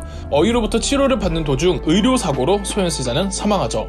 국내는 물론 외국으로부터도 인정을 받은 총망받는 인재가 사망하고 만 겁니다. 이 어이가 없는 건 아버지 인조의 다음 행동들입니다. 인조는 소현세자의 장례를 대충 마무리 지으려고 했으며 신하들이 소현세자의 장례식에 대해 조금만 더 좀 신경을 써달라고 하자 인조는 소리를 지르며 신하들을 꾸짖었다고 합니다. 소현세자의 장례식 이후 신하들은 소현세자의 아들을 새 손으로 임명해 후계를 안정시키려고 주청하자 인조가 이번에도 불같이 화내며 소현세자의 아들은 아직 너무 어리기 때문에 자기 둘째 아들이자 소현세자와 함께 인질로 갔었던 소현세자의 동생 복림대군을 세자로 임명했습니다. 소현세자에 대한 인조의 노골적인 증오심은 여기서 끝이 아니었는데요. 말 같지도 않은 이유로 소현세자의 부인, 즉 민회빈 강씨의 궁녀들은 모질게 고문하다가 궁궐에서 해고시키는 건 예사고 소현세자의 처형과 처남들을 모조리 유배보냈습니다. 결정적으로 인조가 먹은 전복구이에 독이 있었다면서 이건 자기 며느리 짓이라고 억지를 부르더니 사약을 내려 민회빈 강씨를 죽였습니다. 이후 소현세자의 아들들, 그러니까 인조의 손자들을 제주도로 유배보내더니 그 어린 손자들은 얼마 못 가 알 수 없는 의문의 죽음을 당했습니다. 전체적인 판을 봤을 때 인조가 소현세자를 독살하거나 어이를 포섭해 일부러 잘못된 침을 놓게 했다는 설이 마치 기정사실화되었습니다. 이건 지금도 그렇지만 당시에도 신하들이 의심을 할 수밖에 없었고 실록에서조차 소현세자의 급작스러운 죽음에 대해 캥기는 게 있다는 식으로 기록이 되어 있습니다. 그런데 또 한켠에서는 이 현대의 의학적 관점에서 소현세자의 죽음 추이를 보면은 독살의 흔적은 별로 없다고도 합니다. 인조가 소현세자를 독살했든 안 했든 그렇게 소현세자를 멀리하고 그의 가족들을 흔적조차 남기지 않고 죽인 것만은 부정할 수 없는 사실입니다. 무능한 정치 감각으로 2번이나 외적의 침입을 받은 것도 화가 나지만 또 하나의 넘어갈 수 없는 인조의 큰 실수는 조선의 미래를 뒤바꿀 수 있었던 소현세자를 사실상 죽음까지 내몰았다는 겁니다. 소현세자의 죽음은 제가 조선의 역사에서 가장 안타까워하는 사건 중 하나이며 개인적으로는 고종보다도 인조가 더 무능하다고 저는 생각합니다. 여러분들은 인조에 대해 어떻게 생각하시나요? 이번 영상은 조선과 여진족 12편 시리즈의 마지막입니다. 마지막 내용은 인조 이후 즉위한 인조의 둘째 아들 효종의 북벌, 청나라에 복수하러 가자는 정벌론에 대해 설명드리겠습니다. 1649년 만악의 근원 인조가 사망했습니다. 인조의 장남 소현세자가 의문사를 당하면서 인조는 둘째 아들이었던 복림대군을 세자로 삼았고 복림대군이 인조의 뒤를 이어 조선의 17대 왕 효종이 되었습니다. 효종은 복림대군 시절 자기 친형이었던 소현세자와 함께 병자호란 이후 오랜 청나라 인질 생활을 했습니다. 소현세자처럼 똑같이 청나라에서 개방적인 국가 분위기와 신문물을 접해왔는데 소현세자의 경우 조선도 그처럼 개방되어야 한다는 생각과 청나라와 굳이 척을 질 필요가 없다는 생각을 가진 반면 효종, 즉 복림대군은 그런 우수한 문화 중 조선도 군사적인 부분만을 배워서 반대로 청나라에 복수를 하러 가자는 생각을 했습니다. 효종은 나중에 죽고 나서 어깨가 너무 넓어 시신이 관에 안 들어갈 정도였다고 하며 틈만 나면 왕의 개인 휴식 시간에 창을 들고 무예를 연마하던 헬창이었습니다. 효종은 군인적 마인드를 가지고 있는 상남자였던 겁니다. 효종은 우선 군부에 투입되는 국방비와 군사비의 재정 규모를 대폭 늘리기로 합니다. 기마병을 중심으로 전국의 군부대의 병력을 늘리는 건 예사고 군인들의 훈련 강도와 빈도수가 이전에 비해 월등히 증가하게 되죠. 무기관리 상태도 철저하게 검사하여 조금이라도 무기관리에 부실함이 보이면 책임자를 엄벌에 처하곤 했습니다. 더군다나 당시 조선에는 벨테브레이라고 네덜란드인 서양인이 표류해 훈련 도감에 장교 고문으로 부임해 있어서 이 벨테브레이의 도움으로 조선의 조총이 크게 개량되기도 합니다. 나중에 하멜까지 표류하고는 더 발전을 하죠. 아울러 주요 요충지에 있는 성들을 보수하거나 강화하여 화포들을 구비시켜 놓는 등 누가 보면 정말 당장 전쟁이라도 날 것 같은 정도의 위세였죠.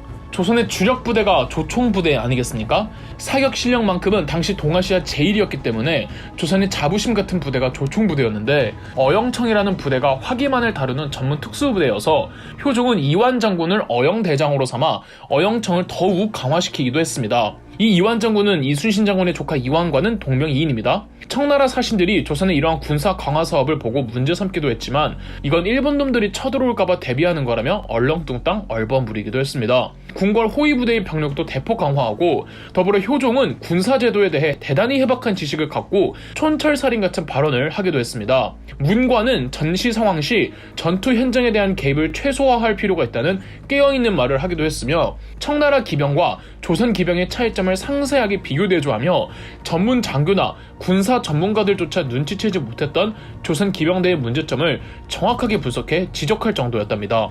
이제 실전 경험만 쌓이면 조선 병력은 다시금 조선 전기의 그 강력한 군대로 거듭날 수 있는데 이게 웬걸 실전 경험을 쌓을 수 있는 기회까지 옵니다.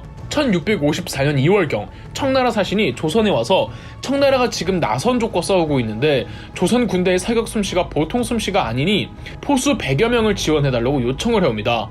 나선족이 누구냐? 바로 러시아였습니다. 당시 러시아는 유럽 대륙에서 제대로 된 세력 팽창을 못하자 나름 블루오션을 노려보겠다고 동방아시아 쪽으로 영향을 미친 듯이 확보 중이었습니다. 심지어 만주 일대까지 넘어오자 당연히 그곳이 고향인 청나라와 맞붙을 수밖에 없었겠죠.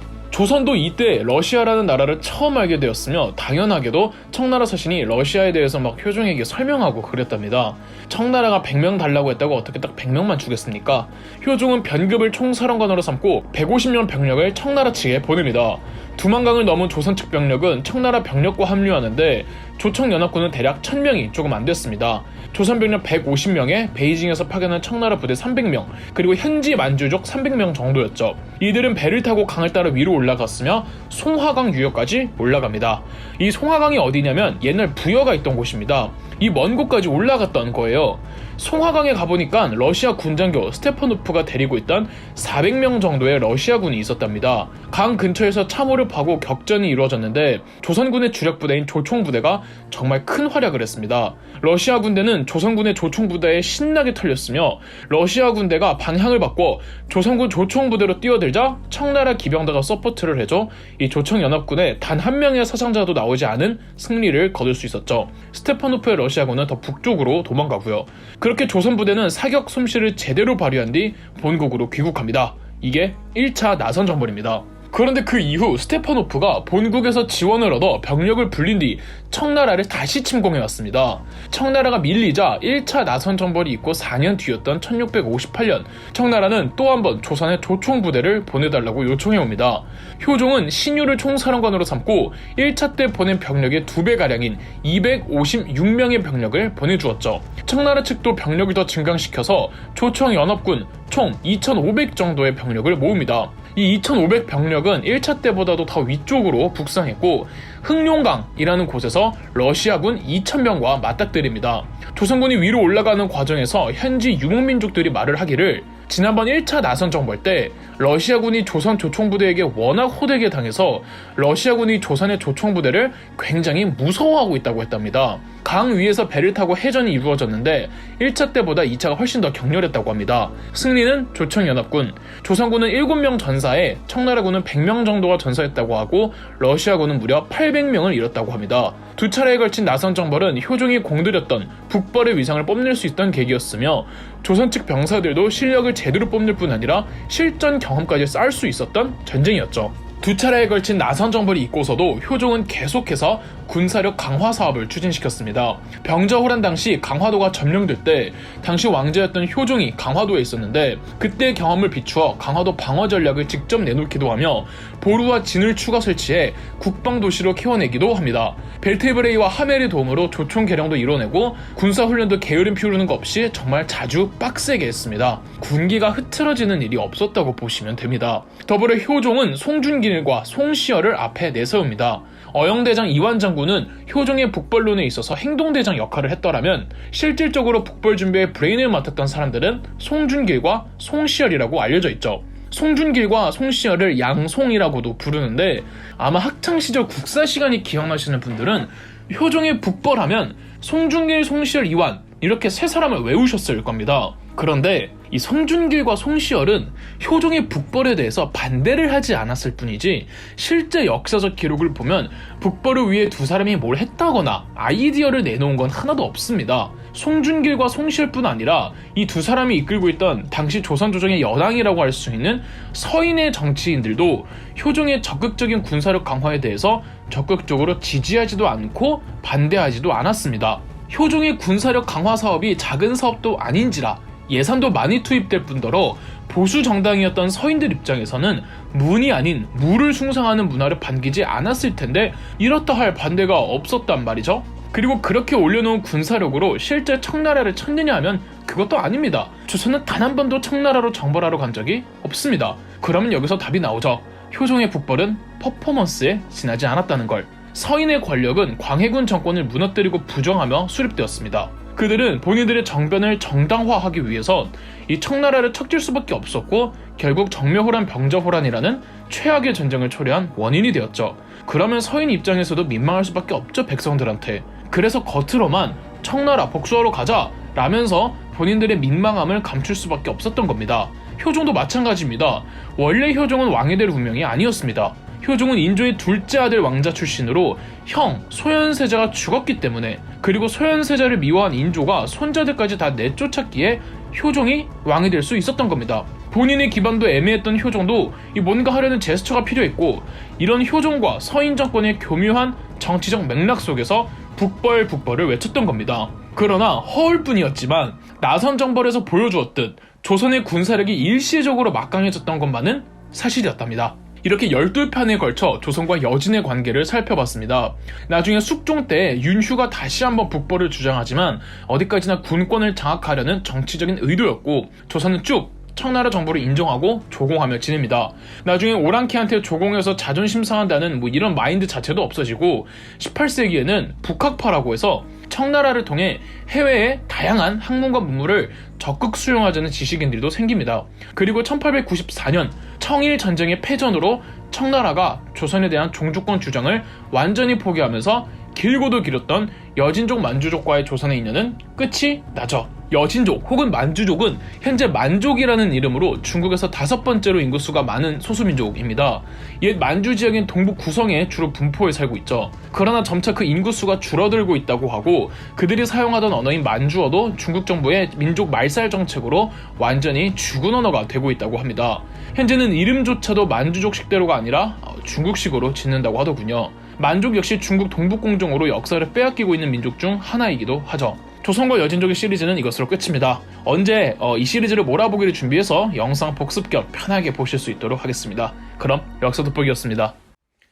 저희 역사 돋보기가 멤버십 제도를 시작했습니다. 저희 영상 제작에 큰 도움이 되는 멤버십 가입 많은 관심 부탁드리겠습니다. 영상 재미있으셨다면 구독과 좋아요, 알림 설정까지 해주시면 감사드리겠습니다.